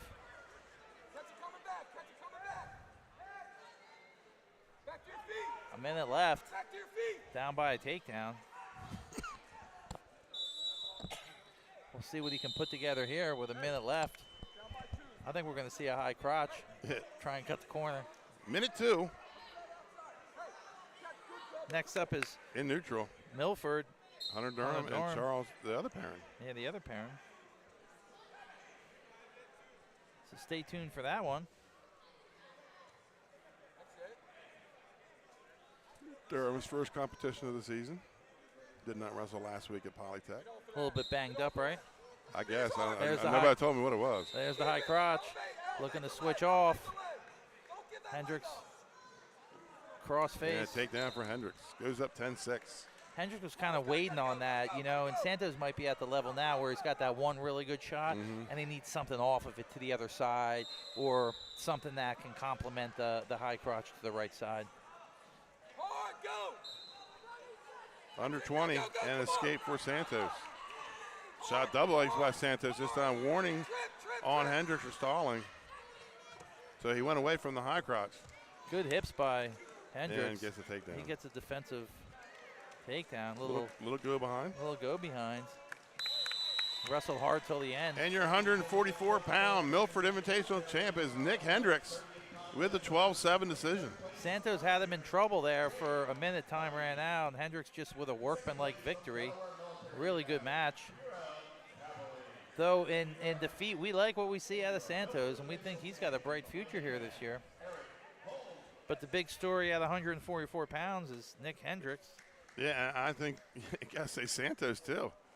Love Santos. Nobody knew who that kid was coming in, and he's a runner-up here at the Milford Invitational. So here we move to 150 pounds. We have Hunter Durham of Milford. He's a senior. No listed record on track wrestling. He's gonna wrestle Charles Perrin, 6-2 from DMA. He's a junior at 150 pounds. Durham got here with a second period pin. He pinned Tamir Archie. And Perrin from DMA with a hard-fought 3-1 victory over Craig Dixon, a CR. Durham in the maroon and gold of Milford.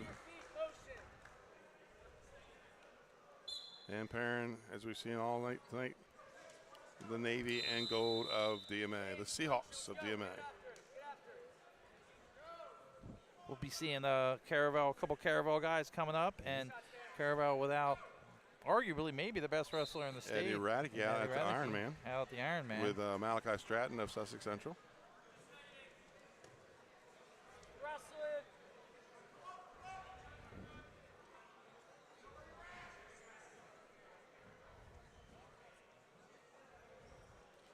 Durham in a front headlock, right on the edge. A little sucker drag by Perrin. Looks like two evenly matched guys. No score so far, a minute in. Perrin had a tight match with Dixon of Cesar Rodney in the semis. 3-1, Perrin over Dixon. Dixon's brother in the finals? Or Yes, is his correct. cousin? It's his brother and his cousin. And his cousin. That's at 175-pound Jesse Dixon against Owen Dixon. And Craig Dixon wrestling for third for Cesar Rodney. So 3 Dixons in the tournament. A lot of nervous family members probably. Oh, yeah, Christmas is going to be interesting. Shot by Perrin in on the left leg of Durham. Brings it over. And Durham able to get to the ankle. 22 seconds to go here in the first period. Durham hanging on. Looking to get his hips up. Perrin scoops the leg. Nice job by Perrin to get that takedown. Nice finish. Once you scoop that leg, it's all over but the crying. Very patient finish there. Took the shot at about 22 seconds. That's going to move us to the second period here at 150. Yeah, and those takedowns with 10 seconds left in the period, that doesn't give you a chance to escape or score on it. So that's why they're so important, especially in championship matches. You can really ice a period like that with a late takedown. So Perrin's going to take bottom position here with the 2-0 lead.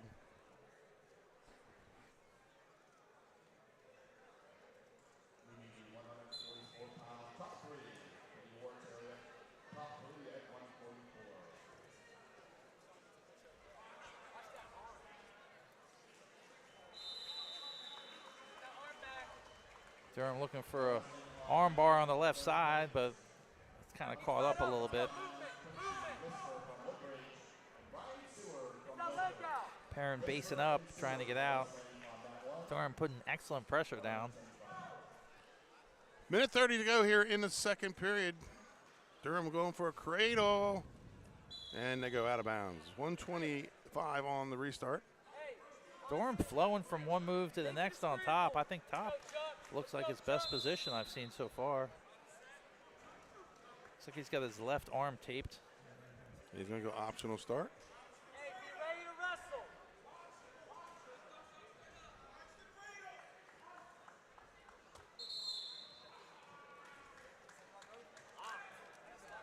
Got to work up. I'll start the count. Mhm. Now. Yeah, you got to improve from that position. Get your one. Perrin rises to his feet in a front headlock. Loss of control, right? One. That's one. That's one. Now. How is Red still in control? Oh!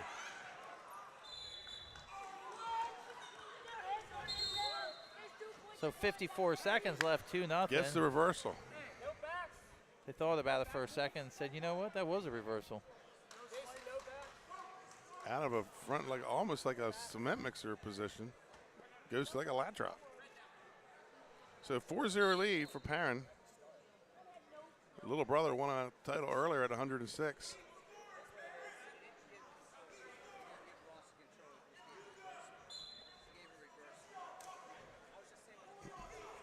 Coach is asking, was it 1 and 2, or was it a escape, loss of control, and takedown, or? Yeah, a lot of times they won't give the escape there because you can just go behind and make it a 3-point move as opposed to a 2-point move.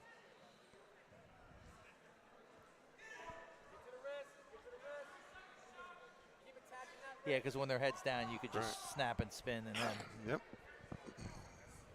without really much. 22 seconds to go here in the second period. Perrin putting on a ride here to end the period. And this takes gas out of you, Scott. Remember, Quick set, you got 15. There's something about those double legs pushing on your head. When when your legs go up like that on the defensive wrestler, that's when it's really got leverage.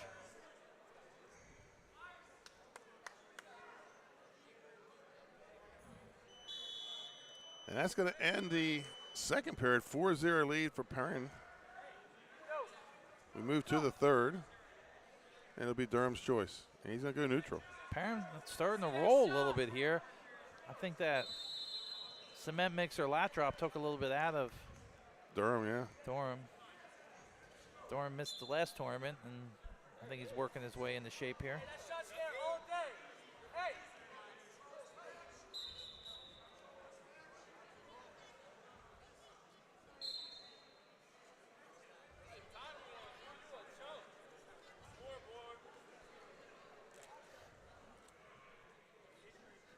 So injury time for Perrin.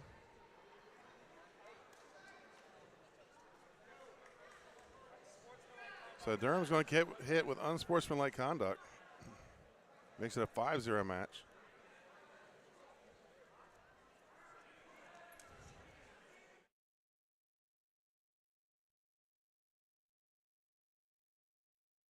And back to, it was a hard, heavy hand to the back of the neck, and that's when Perrin told the ref he needed injury time.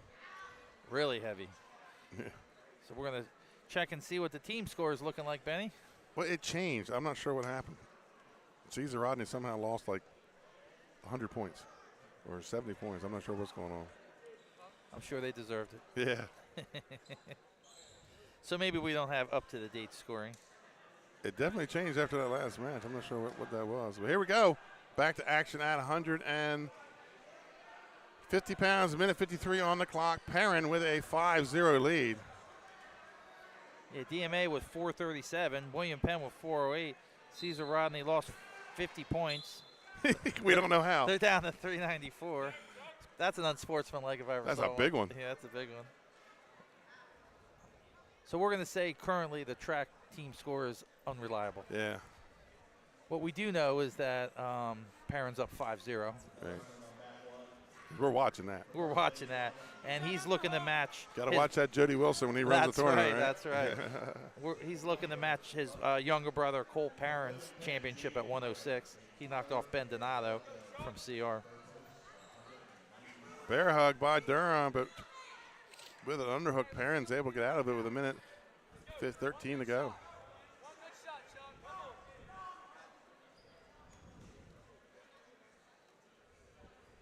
Perrin looking to kind of ice this match. He's up 5-0. He says you got to bring the action. Shot by Durham. Sprawl by Perrin, and he's in a front headlock position. 53 to go here in the third period. It's been a hard-fought battle on both sides.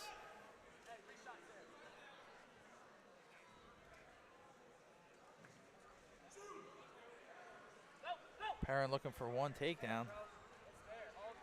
Finish it off. Duck under by Perrin, gets the takedown. Goes up 7-0. 25 to go. Perrin still wrestling. He's got the right leg in. He's looking to pull in that wrist. Looks like it's going to be a party time at the Perrin house tonight with two champions here at the Milford Invitational. I sense a pizza, perhaps. They don't need to make way for a week. And that's it. Charles Perrin is your champion at 150 pounds for DMA. DMA rolling a little bit. I can see why they are in the lead right now and knocked CR down to third place. Right. So we're going to move to 157. Where you have Malcolm Roy. He's a senior from DMA. He's 3-0 coming in. And our first Caravel wrestler of the night. He's wrestling Alex DeLuzio from Caravel. He's a senior.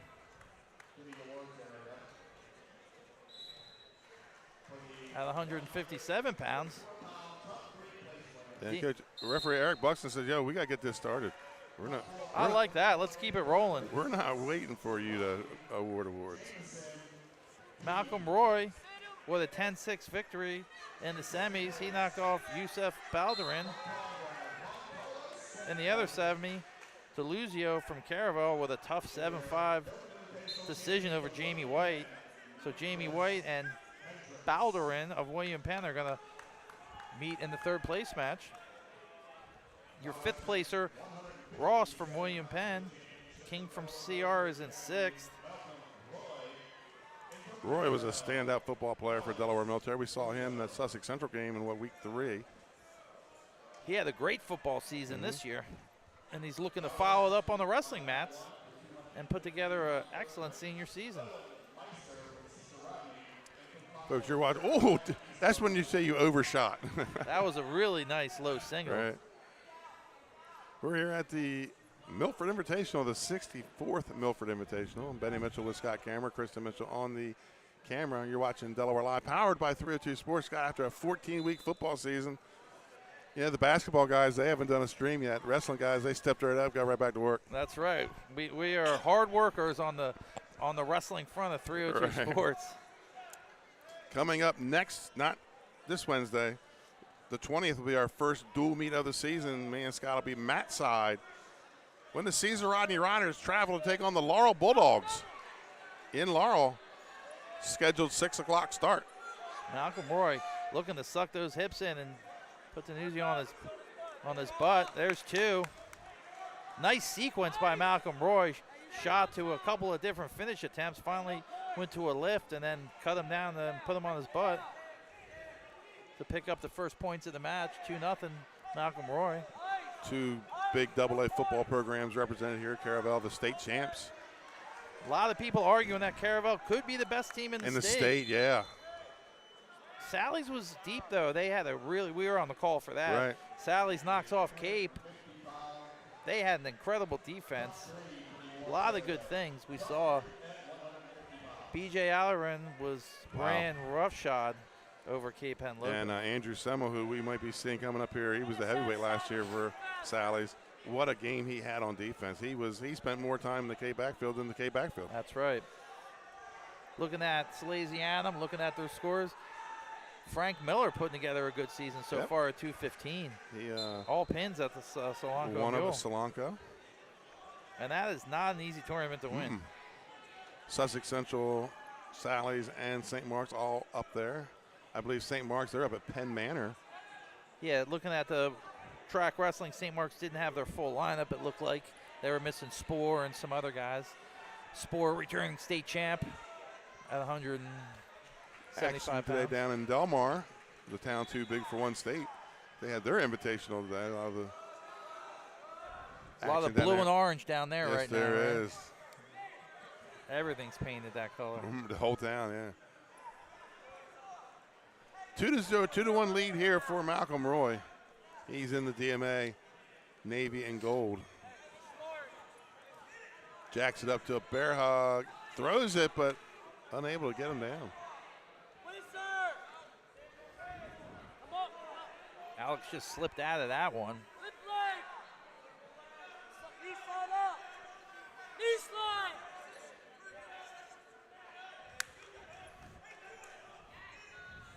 Really a high caliber match so far. A lot of good defense, a lot of good shots, Benny. Oh, gets in on the high crotch. DeLuzio looks to boot scoop, but can't. Rory just bulldogging, staying with it. And they're going to go out of bounds with 33 seconds left. 2-1 lead for Malcolm Roy. Yeah, you wonder about the conditioning of these guys, you know, with Malcolm Roy just getting back from the football season. He hasn't wrestled a lot of the matches.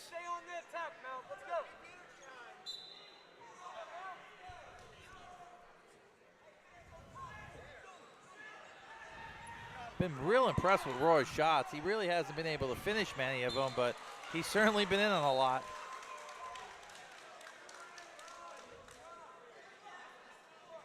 Alex from Caravel, deceptively good defense on his feet. Just really hasn't given up a whole lot.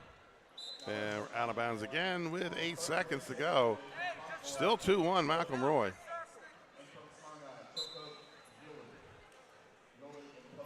Senator Eric Buxton on the call out there in the mat. Longtime coach at Polytech, been around wrestling for a long time. Yes, yeah. So Roy will go bottom with the 2-1 lead. Looks like Caravel's going to let him up. So Roy gets the free release. It's 3-1. No, it's his choice. It's our choice. Yeah, it is. Yeah, it's our choice. He deferred. He went down. We let him up.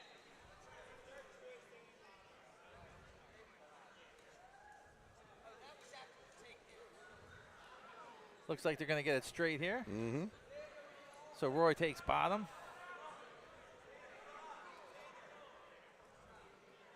He gives him the free release. So after all that, we were right back to where we were. So on our feet. I think what was confusing, he held the hands up like neutral, but what he meant to say was, I want to put them up. I want to put, yeah. Yeah. Hey, push yourself. So 3-1 lead for Malcolm Roy. 2 minutes on the clock. Last period coming.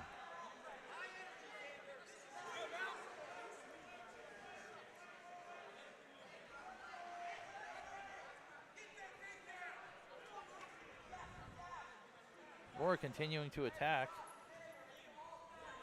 He's really got a shots to a couple different shots he's been working off of. He's got that low single. He's got a high crotch. Shot by Roy. Nice single. Attacks the right leg. Funk by DeLuzio. Roy could be in a little bit of trouble he could, here. Yeah. Sit on him, get the pin. Yeah, usually they do that where they hook their foot under his head so he can't spin. Yeah.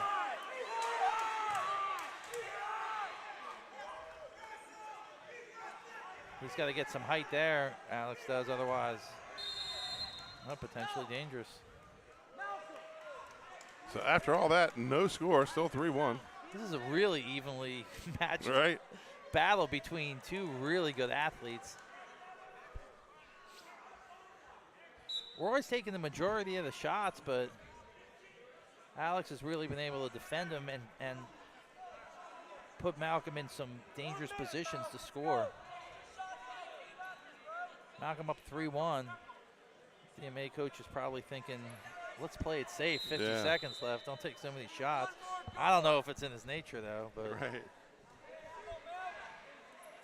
Oh, another shot, low single by Roy. Stall call on DeLuzio, and Roy gets a point. Single leg can't get him down. Three-quarter Nelson or quarter big Nelson. stall by. point, especially if he scores here. He's going to need two. Oh, good pancake here, good pancake here. Oh, don't give up the overhook. Oh, great whizzer. Good hips by Malcolm Roy. Short 12 time. seconds to go. Malcolm content to stay there. Whizzer in.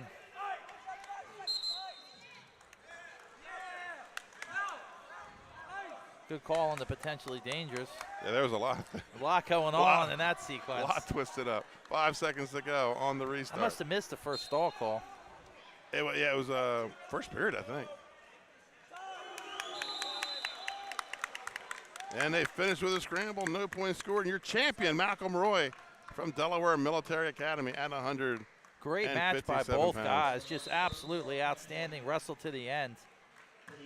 Two guys that you're going to see maybe at the end of the season on the podium at Cape Henlopen in Lewis, Delaware. So we go to 165.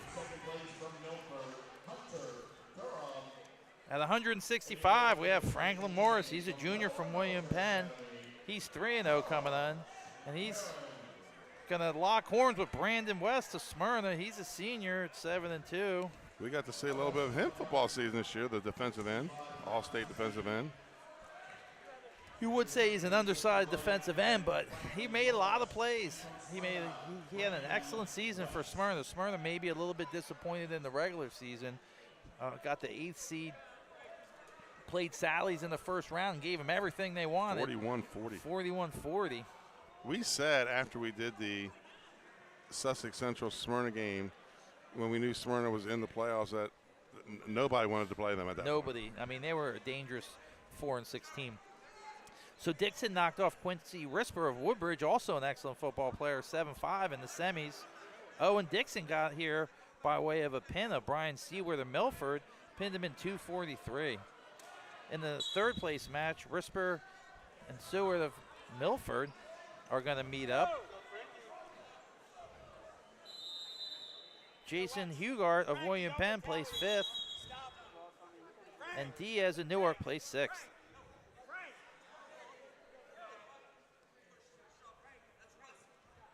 So referee warning the wrestlers here early. Got to take control early, Coach. That's right. That's it. Franklin Morris going to be probably one of the higher ranked guys in the state. And we're going to go out of bounds, no score. Norris well put together.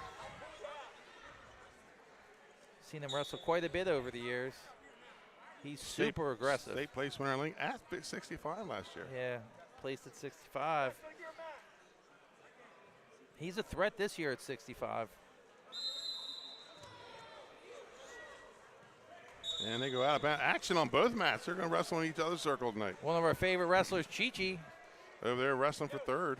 comes flying into the screen. Norris in the cherry with black trim uniform of William Penn, and Brandon West in the white and red of This is a lot of what you see out of Smyrna. Norris. He capitalizes on people's mistakes like that. People take a bad shot and he makes them pay. So 4-0 lead for Norris. Dixon not afraid to take chances though. Norris out of This position. is West. West, sorry, Brandon West.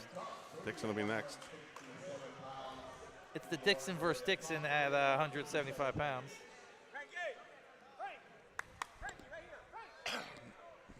So West looks like he's going to have to go on blood time. He's kind of got blood all over the place. Everywhere, yeah. Everywhere, yeah. So let's recap what's happened so far tonight. At 106, Cole Perrin with the 5-2 decision over Ben Donato. At 113, Conrad got a champ with Tommy Arms, his 7-0 decision over Milford's Alex Sharkey. And then at 120, Cole Moffitt, 8-5 decision for the Riders over Ian Alfrey of Smyrna. And then teammate Trevor Coates followed up with a 9-1 decision over Delaware Military's Gavin Monday. Then Dylan Del Colo with the 10-6 win over William Penn's Brooklyn Gordy. Eric Holmes with the only pin so far tonight, trailing 10-0, and he pins Piero Papilli of DMA. Nick Hendricks gets the 12-7 decision over Juan Carl Santos. And is he giving the escape? He never awarded an escape. Now he has. And last match, Charles Perrin with the 7-0 victory over Hunter Durham of Milford. And now puts it 165. Big double leg by Norris, and he gets another takedown. Yeah, and that's really what you see out of Norris. He's got that beautiful freight train double, and he's also super stingy defensively.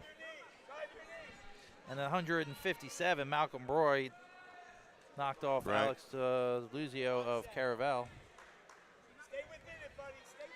And if I was going to vote for OW so far, I like Eric Holmes of William Penn. Yeah, absolutely. Norris goes up 8-2, and we're going to get a stoppage. They call a slam? I think they're calling an over-aggressive crossface. Oh, crossface. Doesn't look like either guy's too bothered by it, though. Out of bounds again with 3 seconds. These guys are going at it hard. You know, sometimes you see these early season matches and you think, I might see this guy in the quarters, might see him in the semis, especially when you get that blue henloping competition going on.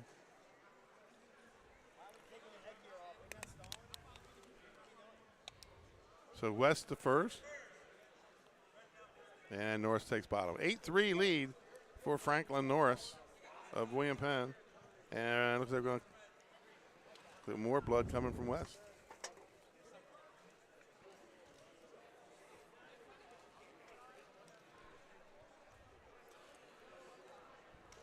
You get that blood and the sweat and the cuts on the forehead. It's like...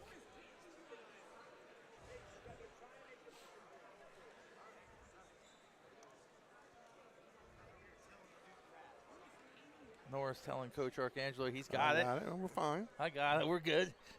I'm calm. I'm under control. Sometimes you convince yourself. Right.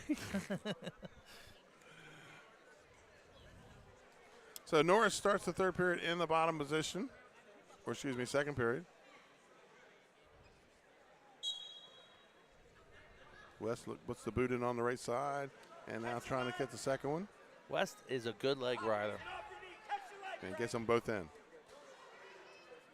Norris, good leg D. Slipped to one. He's got West a little high. I don't know if he can do anything with it, but he's real loose, West is, with that bottom leg. And the top really isn't in. I think Norris could probably catch it, but except for the fact he has a power half on that arm. Flattens him out. And we'll get a stalemate here. Minute 27 to go.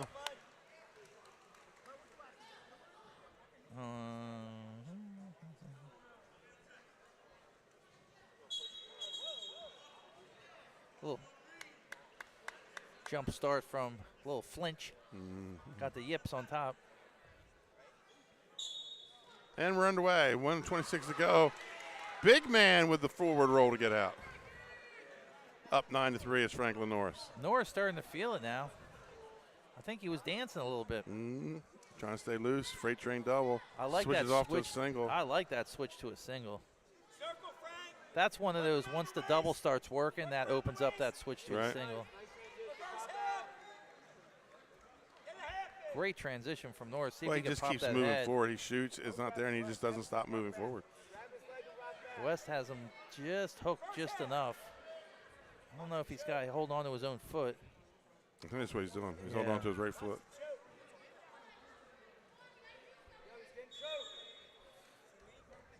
I'm going to call stalemate.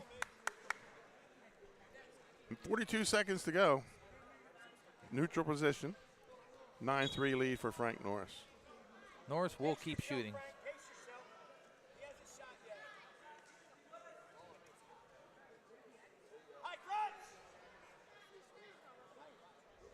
Norris good in that underhook series. Right to a double. West, nice hip, stopped it. Oh, tries to roll the mixer through. Slipped off. Looks like he's going to wiggle out of it. Oh, readjust Morris. front head and arm. Norris. If he lifts that head, he needs could to be get in head deep and hold trouble. the other side. It's like the nose plug comes out. And time. So Norris, 3 back for Norris. Norris gives him a little stare down afterwards just to say, I'm up 14-3. Right. That moves us to the 3rd period. This has been a long match, a lot of blood time, a lot of injury, a lot of out of bounds. So West will take the bottom position, trailing 14-3. We're at 165 pounds.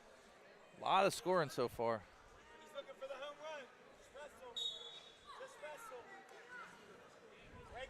Real impressed with Norris, though. I mean, Brandon West is a game opponent, and Norris has seemed to handle him pretty well. Well, it doesn't look like Norris has missed the weight room. He's pretty jacked up. I've said that about him all along. He is a strong kid. He's only a junior. Out of bounds, still 14-3. No change in position. West heavy up on the head.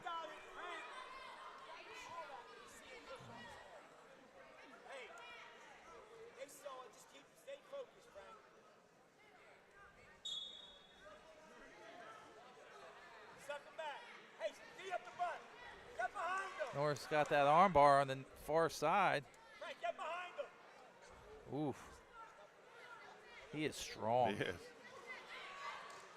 West able to roll through. Norris now looking near side cradle. Minute 20 to go in the match. Ooh, and West gets the reversal. Looks like something happened to him there. Well, a slip, you could hear it. Yeah. Thought maybe he got his arm extended and tweaked that shoulder. Tries to roll through again, not there. Reversal for Norris, 16-5. West, go big or go home. 21 points on the board in the big man's match here.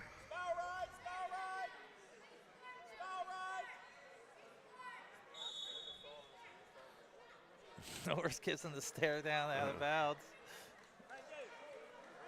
I'm loving this match.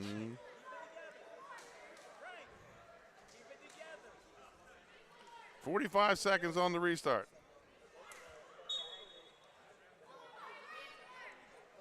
And an escape for West.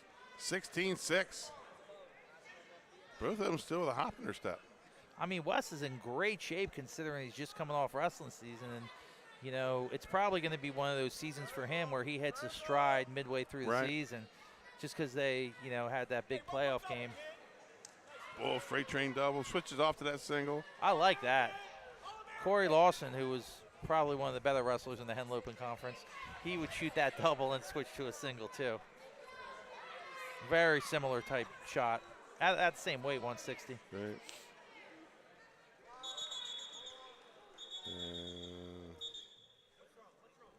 Looks like eye gouge. So unsportsmanlike on.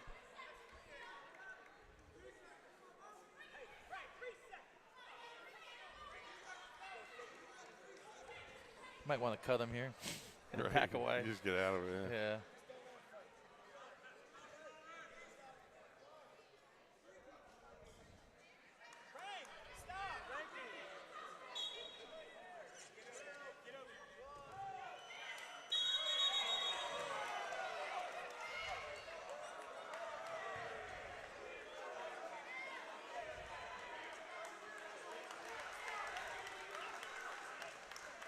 Let's see how the referees are going to handle this at the end. Looks like Frank Norris with a 16-7 victory. Maybe. I would say it got chippy early on and, you know, maybe one unsportsman team point. I wouldn't call it ejection or anything. And he is going to get the 16-7 victory.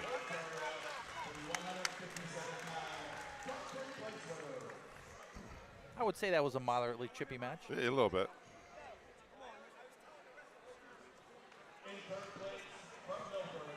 So here we go. That leads us into 175 pounds. Jesse Dixon of Smyrna. He's a senior. He's 4-2 coming in. He's wrestling his cousin, Owen Dixon, who's 3-0. He's a senior for Caesar Rodney. So it's a battle of the Dixons.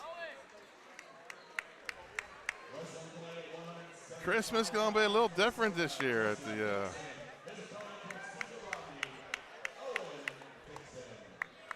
Well, this one, at least on the scoreboard, I don't have to worry about if I type the right names in anywhere because it's the same one. They didn't take a team point away from William Penn, did they? No, I don't think so. I didn't see it. They probably should have. Yeah. Let's see if these two break out into a fight. Nah. They look similar, though. You can see how they're cousins. Little cousin love, right? Dixon versus Dixon here. The cousins, one from Caesar Rodney, one from Smyrna. One of the biggest rivalries in the state in the sport of wrestling. Owen Dixon put in some work off season, didn't place at states last year, Scott. He didn't like it. Yeah, I've heard that he really worked hard this season. He's improved and starting to see it early in the season, 3-0. And remember Jesse Dixon, he was towards the end of the year, he became the earthquake quarterback for Smyrna. I really liked what they were doing with that. It was almost like you had to prepare for 3 different quarterbacks. And I really liked that earthquake formation and what Jesse Dixon brought to it. Real impressed by his play at the quarterback position. Smyrna in the white and red, Caesar Rodney in the blue, gold, and white.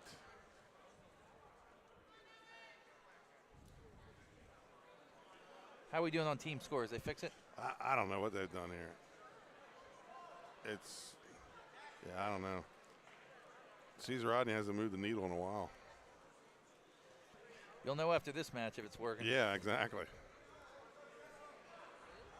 I know they were allowed to bring multiple wrestlers. I don't know if they went and adjusted I bet that's what happened. Right. They scored the multiple and then everybody then went and took them out.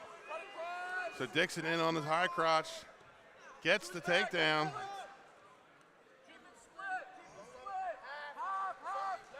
Potentially dangerous. Yeah. Once you start to bend that neck back, they call that. 25 seconds to go here in the first period. Trey Mitchell said the plan for Dixon this year is to bounce back and forth between 75 and 95 where they need him in dual meets. Really? 75 and 90? Yeah, 75 and 190, yeah. He wrestled 190 last week placed at Ray Oliver. He looks like he could wrestle either way. He's got the length for it. Plays soccer in the fall. We won't hold that against him. No. Caesar Rodney, long history of having good soccer program. And good soccer players coming out of wrestling. That's right. So we move to the second period here at 175 pounds. Owen Dixon for the Riders has a 2-0 lead. Yeah, Cape, Appoquinimink, Charter, CR, Salesianum, all the top soccer programs in the state. Soccer, wrestling combination, tough combination. Those guys come out of the fall in better shape than the football players sometimes. So Jesse Dixon takes the bottom position. The cross-country guys really come out in the best shape. Yes. No legs. And release for Dixon. 2-1's the score. I've been real impressed by the conditioning here tonight. Yeah, as I said, early season tournament, they're just throwing points on the board all the way through the night. And you could see Dixon's put in a lot of work. Head position. Dixon from CR. They're hoping for big things for him this season.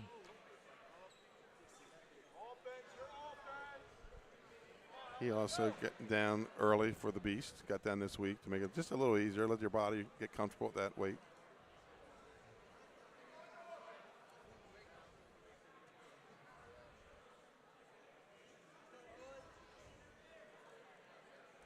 So if Owen Dixon were to win here, him and Copes, good decision by Coach Mitchell to get him down this week. I mean, I like that. I really haven't thought about that too much, you know what I mean? But I like that getting down a week early and staying down. 2-1 lead here. Go, I'm sorry. No, if you're going to do it, you might as well get down. I've never really thought about it. Usually they cut down the day before. Right.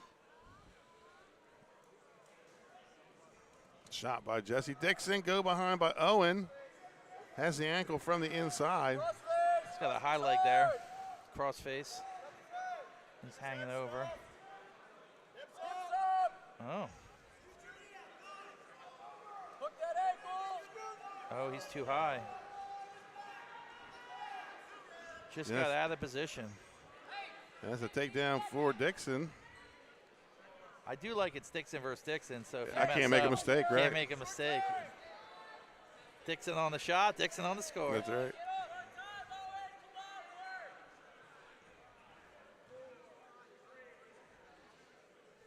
So we'll move to the third period. I think they'll clean that up. I mean, that was just maybe doing too much. Yeah, that's what I think. I think he put himself in that position. It's a 3-2 lead for the Smyrna Dixon.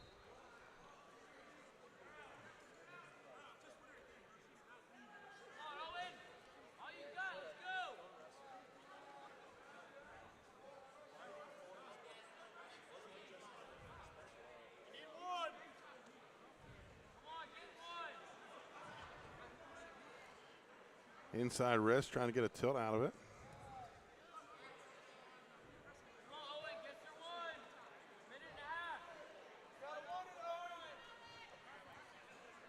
Owen down by 1. Looking for that escape.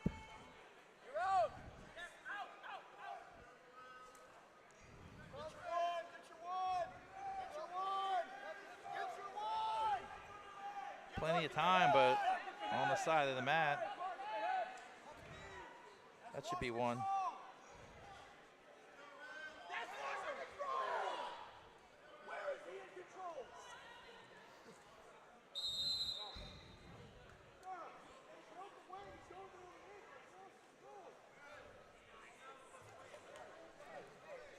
So 57 seconds to go. Some people saying there might have been loss of control. Well, they were facing each other. Yeah. And then Dixon took a shot. Some would say that's loss of control. Yeah.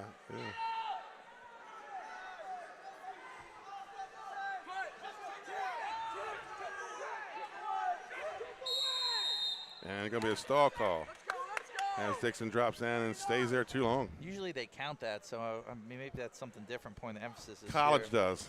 Yeah. I maybe been watching too much college. There you go. I saw the Princeton-Rutgers match the other night. Great match. As a Jersey guy. Comes to his feet. In high school, it's a silent count. Yeah. The most dangerous kind of count.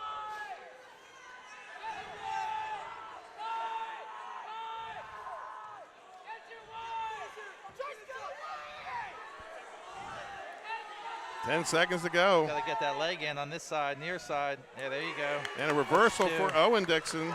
Jesse Dixon makes it 4-3. Looks like he's in a switch position. And what a battle between the cousins. 4-3 lead victory Great for match. Owen Dixon. I don't think we'll have any shoving after this one. No, it's going to be interesting Christmas. Looks like they're taking it good-naturedly, though.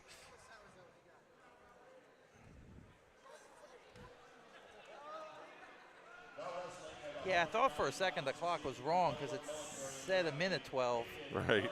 And then they changed it right at the last second to 2 seconds.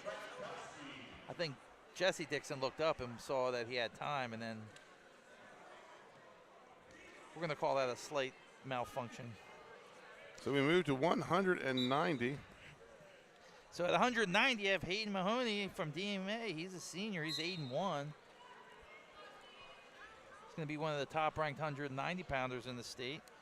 He's wrestling Reagan Grotowski from Smyrna. He's a sophomore.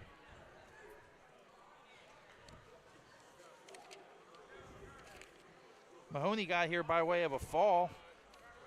102 in the first period. He knocked off Jones and Milford. Grotowski, he also won by fall. Minute 53, Jaden Tyler of William Penn. In the third, fourth place match, Jones will face Tyler for bragging rights.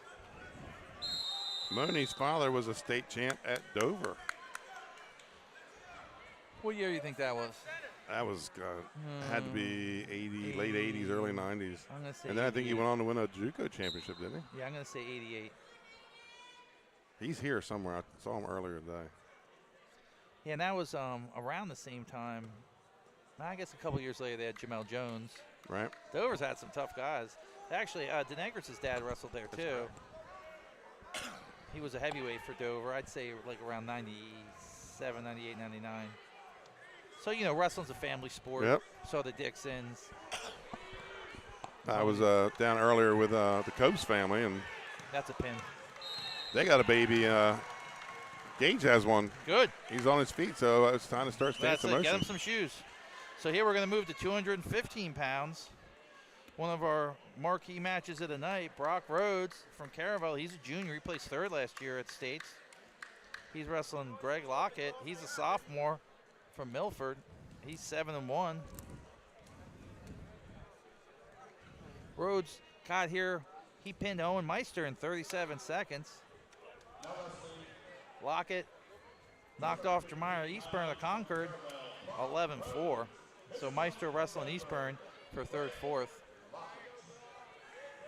Lockett only a sophomore from Milford. Remember, he was the fullback in the power formation for Milford this year.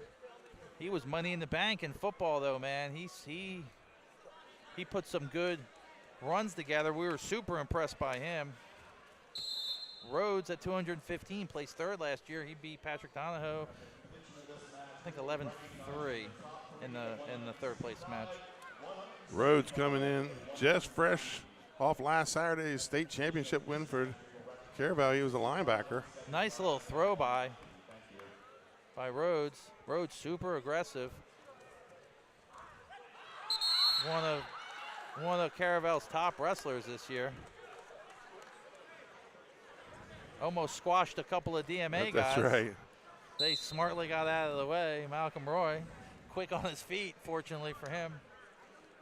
Oh, shot by Lockett. Nice down block by Rhodes. Looking to go cement mixer here. Rhodes high and a high energy guy. Looks like he's got a slight strength advantage. Oh, and Rhodes just rolls through. Excuse me, Lockett. Lockett with the big move. Is he going to get the pin, though, Benny? He's got to get that other shoulder down a lot of time. He's got to readjust and lift that head, maybe get chest to chest. Looks a little loose. Yeah. Rhodes. 5-0 lead for Lockett. I'll take it to 6-2. Greg Lockett showed up in my room about third grade and started wrestling. One of those guys that just never says anything but never misses practice either.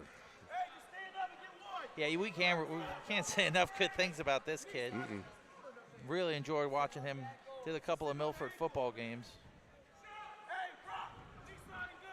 Yeah, when he came in the game, you knew they were going between the tackles. I mean, whether he had the ball or he was blocking. Stalling on bottom. Stalling on bottom. What do you think of that call?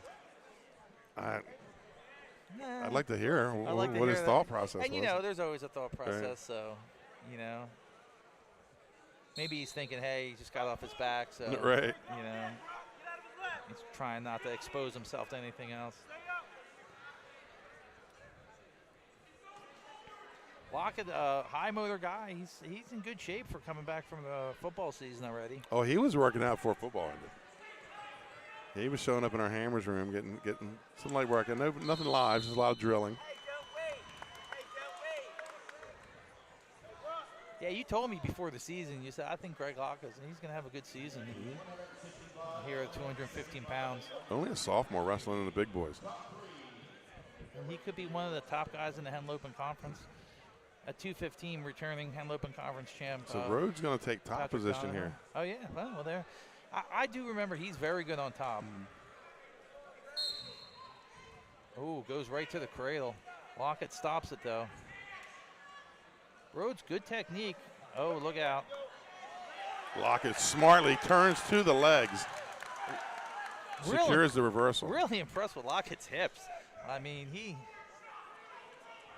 2 big moves so far is the difference in this match. And they've both been just kind of letting that guy push and just, using his power and They say weight be against like him. water, just kind of flow with it, and that's what Lockett seems to be doing.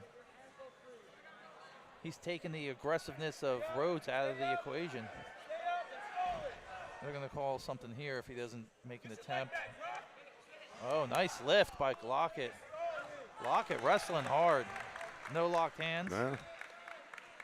Nice little sequence there. It was rear standing, dropped to the leg, came back around the back, and avoided the stall call and got him back to the mat. Lockett really showing us something here today. You would think on pedigree, Rhodes would be the favorite. Third in the state last year. Third in the state last year. And I remember he's probably only had 4 or 5 days of practice. Yeah. And in that not to take anything away from Lockett. No, yeah, but in that caravel room, they're going to get him straight, and he's going to get his mat time in, and it's a good base. These early season tournaments are a good base.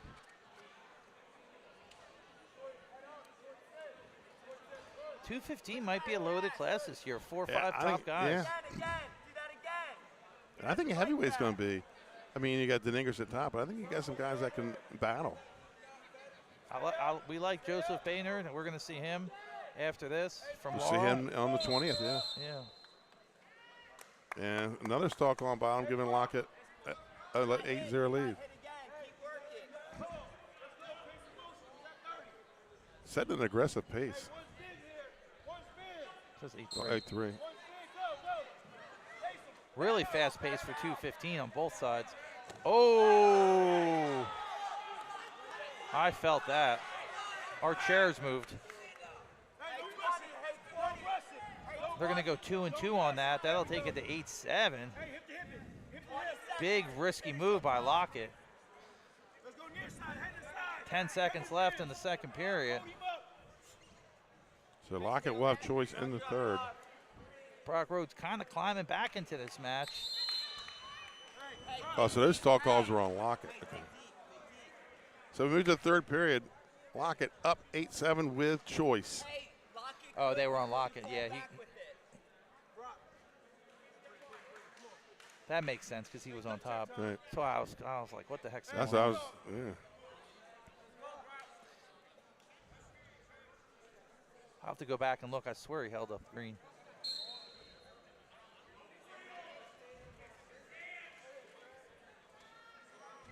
Looking for a far side cradle. Looks like he locks it up. Not quite yet. He's high though. Uh-oh, he could be getting headlocked. Oh, rolls it through. He's getting backs now. Lockett in deep trouble. Rhodes has got to readjust. Rhodes would probably be happy to stay there as long as he can. 3 back Rhodes. He goes up 10-8. First lead in a while for Rhodes. A couple of big moves by Lockett. A big attempt on a throw that was, I call that a slip, is what got Rhodes back in the match. He's high. Lockett's got to slide that arm through. I don't know if he's going to be really able to working do it. He's more working on the grip. Yeah, he's got to slide his left arm through. Perfect position for that if he can get it. He's peeling with one arm. That's tight. Oh, he's loosened up a little bit here.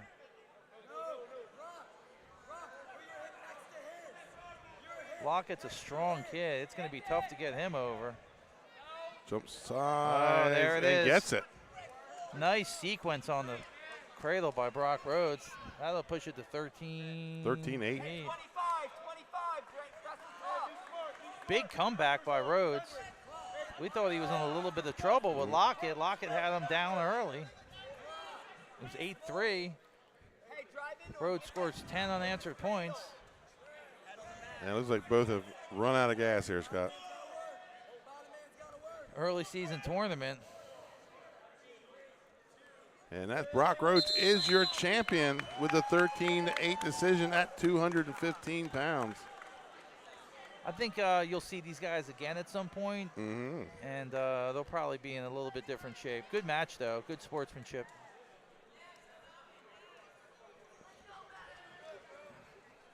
So that's going to move us to the final match of the night. It's going to be William Penn and DMA.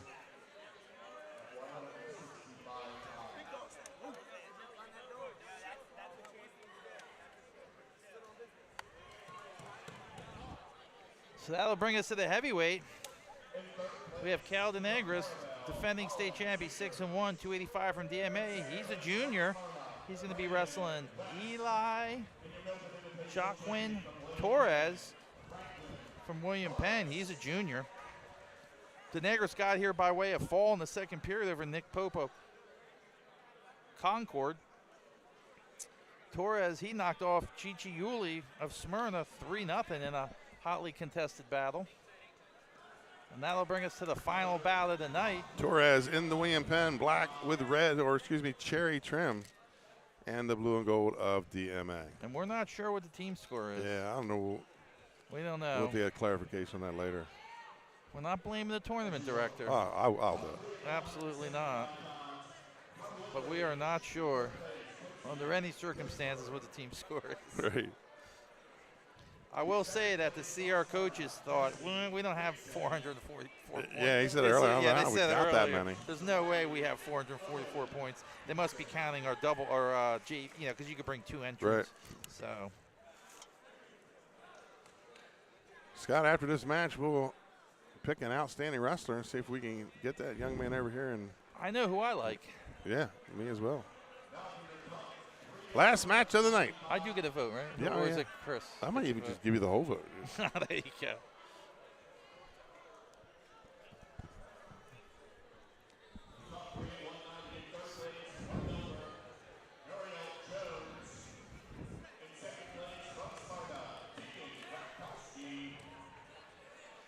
I think DeNegris is sporting a new tattoo this year. Yeah. On the shoulder. Always good for an extra point or two. I had a phone here. Oh, there it is. We said DeNegris state champion last year as a sophomore. Hey, remember, heavyweight was a funny weight class last year. There was a lot of back and forth. A lot of back and forth.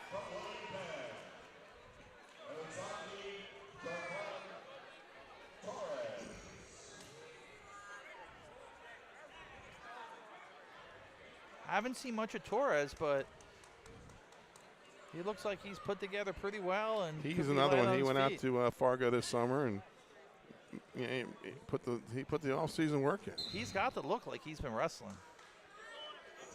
DeNegris with the height advantage. Looks like they're pretty close on weight. Within striking distance of each other, punching weight. Say probably our most exciting match of the night was Norris against Brandon West. Excitement, yeah. A lot of fireworks. A little bit of everything. A little bit of everything. A lot of blood. Sweat and tears. Penalty points. Penalty points. Rhodes are probably one of the biggest comebacks. I like Torres' movement, though, on his feet. Yeah, he did some freestyle Greco this offseason. Like I said, I haven't seen much of him, but I love his movement. He's side to side, really good. Nice pass. He's initiating control on setups and shots.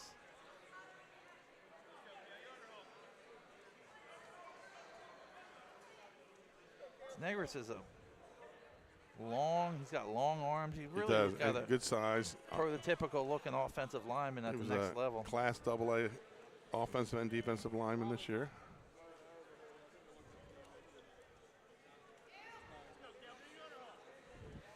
We did one DMA game, right?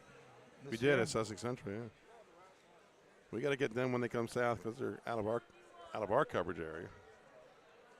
We typically do the Sussex County game of the week. Yep. Already kind of looking at next year's schedule because I have some free time. You got time on your hands? Sometimes I do. This time of year I do. Not as much prep work for wrestling because we follow it so much. Yeah, well, when you have 30 or 40 years of following the sport, you start remembering their father, their cousins, grandfathers. I know some grandfathers. I did a show this morning on a wrestling preview. No prep, no notes. I talked for an hour about wrestling. Herm Bassinelli talked about. Oh yeah, I was listening to them. They were talking about the 4-time conference champ from CR now, Jackson Dean. Jackson Dean. One of the best to I would wrestle in the Henley Open. I would say Jackson Dean's probably one of the best wrestlers in at Penn now, history. younger brother here today. And it couldn't be a nicer kid. No. Well, I mean, just absolutely. 1-0 Deningras. Cody Combs might have been a 4-timer too, now that I think about it. Yes, and he also was a 4-time state champ that never allowed a point to be scored on him in the state tournament. He's working with Shagrin Gas now, Cody Combs. He's back there? Yeah, well, he was last time. So wrestled at Arizona State. And then where did he went to somewhere else after Arizona State? Clarion. Clarion, yeah. I thought he had left Shagrin and was working down in Dewey. Maybe he did. He fixed my fireplace not too long ago. Right. Of course, that could have been 5 years ago. Yeah, who knows? Yeah, who knows?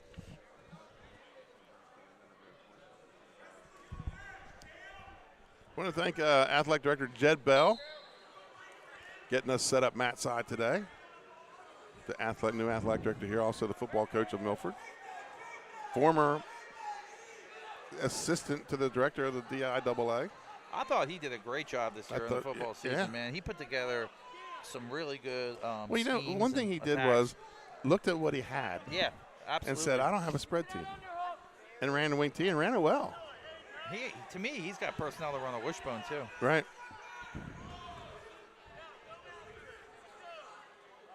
Deningras up 1-0. Middle of the second period.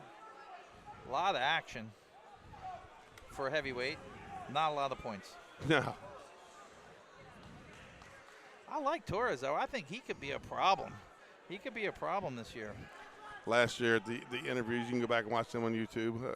At Nick Allison Jr. does our state champ interviews, and Deningras came up and put his arm around him like a little teddy bear and did the interview that way. It's nice when you get to see the personalities of these kids after a battle in the circle. Don't stop wrestling. Torres really kind of dominating the tie-ups on the feet. Not really what I thought I'd see. Right. Deningras up 1-0. He took bottom in the second. So that will move us to the third period. And Torres is going to go bottom. Deningras is good on top, though, for a heavyweight. I have seen him wrestle well on top, so we'll see if Torres can get out. No riding time, so you got the whole 2 minutes to get out to push into overtime. But Deningras probably his best position's top. This is what he does here. He flattens you out. Gets out, grinds you down. Yeah, grinds you down into the mat. Torres, though, he's not a tiny guy. He might be able to handle that. He's going to have to get to a base. There he does. And Deningras follows right to a half Nelson. Yeah, this is where he's just really tough. Sometimes those heavyweights, they got one or two things that separates them a little bit.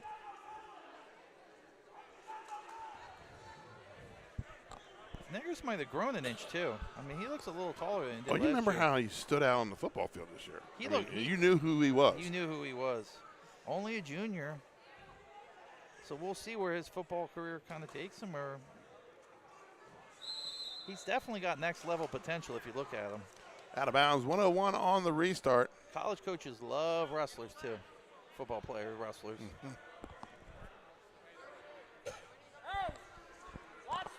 I mean, he ate up a minute already.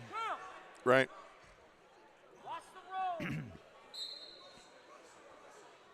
And this time trying to get a leg in. Torres getting to his. He's got a headhunt. Yeah. He's just long, though, which makes it tough. Torres got to turn in. Scoot his hips down. How about this? Big guy with the legs in. Yeah, that's what. There you go. That's what Torres needs to do. Reversal for Torres. You saw where when they went to the crab ride, Torres felt comfortable. He's up 2-1 now with 20 seconds left. And an escape. This We match could be headed to overtime. This is going to overtime. The smart move would be let it go to overtime. I don't know if someone's going to get overexcited and take a bad shot.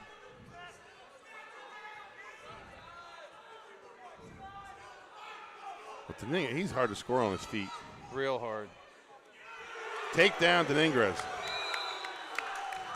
And that's the match. Kale Deningres, the defending state champ, is the Milford Invitational champion. So we're going to take a quick commercial time out, and we're going to come back with our outstanding wrestler from tonight's finals event. We'll be right back. I want to get that home. High Five Hospitality, yeah, if you can founded in 2004 when 3 guys teamed up to introduce the Buffalo Wild Wings franchise to Delaware. To date, they operate 8 Buffalo Wild Wings in Delaware and Maryland. Also the Stone Balloon and Limestone Barbecue. And let's not forget Expectation and 5 Jersey Mikes throughout Delaware. High Five Hospitality's mission is to operate 5 brands that serve high-quality products with exceptional hospitality.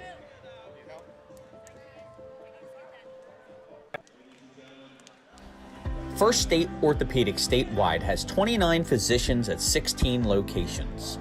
Our physicians and staff provide both non-surgical as well as surgical treatment for almost all orthopedic conditions and injuries. We are specially trained in the current state-of-the-art techniques. We serve as team physician and orthopedic consultant for over 20 high schools, Wilmington University, and many local recreational and competitive leagues. Our doctors are readily available to the local emergency departments as well as medical aid units and urgent care centers for consultation and treatment. Call for an appointment today or visit us at firststateortho.com. Welcome back to Milford Central Academy. We're here with tonight's outstanding wrestler of the finals. It's Eric Holmes, the senior from William Penn. I want you to take us through that match. You were getting taken behind the woodshed there for about 5 minutes, and you took neutral and you went out and got the pin. Take us through that. Well, going off in the match, I was trying to get an early pin because I was cramping up, and I had got caught when I ankle picked the guy. So then I started fighting off my back, and we put in too much hours at William Penn to be getting pinned off our back. So I kept looking at my coaches and my teammates, and then I fought off my back, fought for 5 minutes, felt like hell, and I ended up getting the win. Well, take us through that takedown to the pin. Sorry. That's all right. Having a brain fart, my fault. No problem. Bottom line is you were down, and there was no quitting. You look back at your coaches at one point, and you wanted to go optional start, and you went to the cradle. Yeah. And then in the third period, there was about a 1 second decision between you two, and y'all said neutral. Yeah. And you went out there, and you put him to his back. Yeah, I started funk rolling. My teammates, they helped me with that, and then I got out on the 2, and then I had got caught. He had put double unders, and then I bridged up and then successfully got the pin. Well, Eric Holmes is not a name people in Delaware have heard before tonight. Yes, sir. And what does that talk about? What you've done this year to prepare us? We're just 2 weeks into the season. Now you're the new guy on the scene. Yes, sir. I've been working hard all summer. My coaches, they've been helping out. Been going to clubs. I've been putting in countless hours and working too hard. Eric Holmes, your champion and outstanding wrestler here at the Milford Invitational. Folks, that's a wrap from Milford. Thank you. For us, Kristen Mitchell and Scott Cameron, I'm Benny Mitchell. We'll see you December 20th, Wednesday night, December 20th, when the Caesar Rodney Riders head down to Laurel to take on the Laurel Bulldogs in our first dual meet action of the season. From all of us here at Delaware Live, powered by 302 Sports, have a good night. The things that matter most happen right in our own backyard. Our neighbors, our schools, the places we go, and the people we know. And now there's one news outlet where our story is told. Delaware Live. Locally owned, community-based news. Free to every reader, because Delaware's future belongs to all of us. Quality journalism we can trust to help us take on the day. Delaware Live. Our state, our news, our home.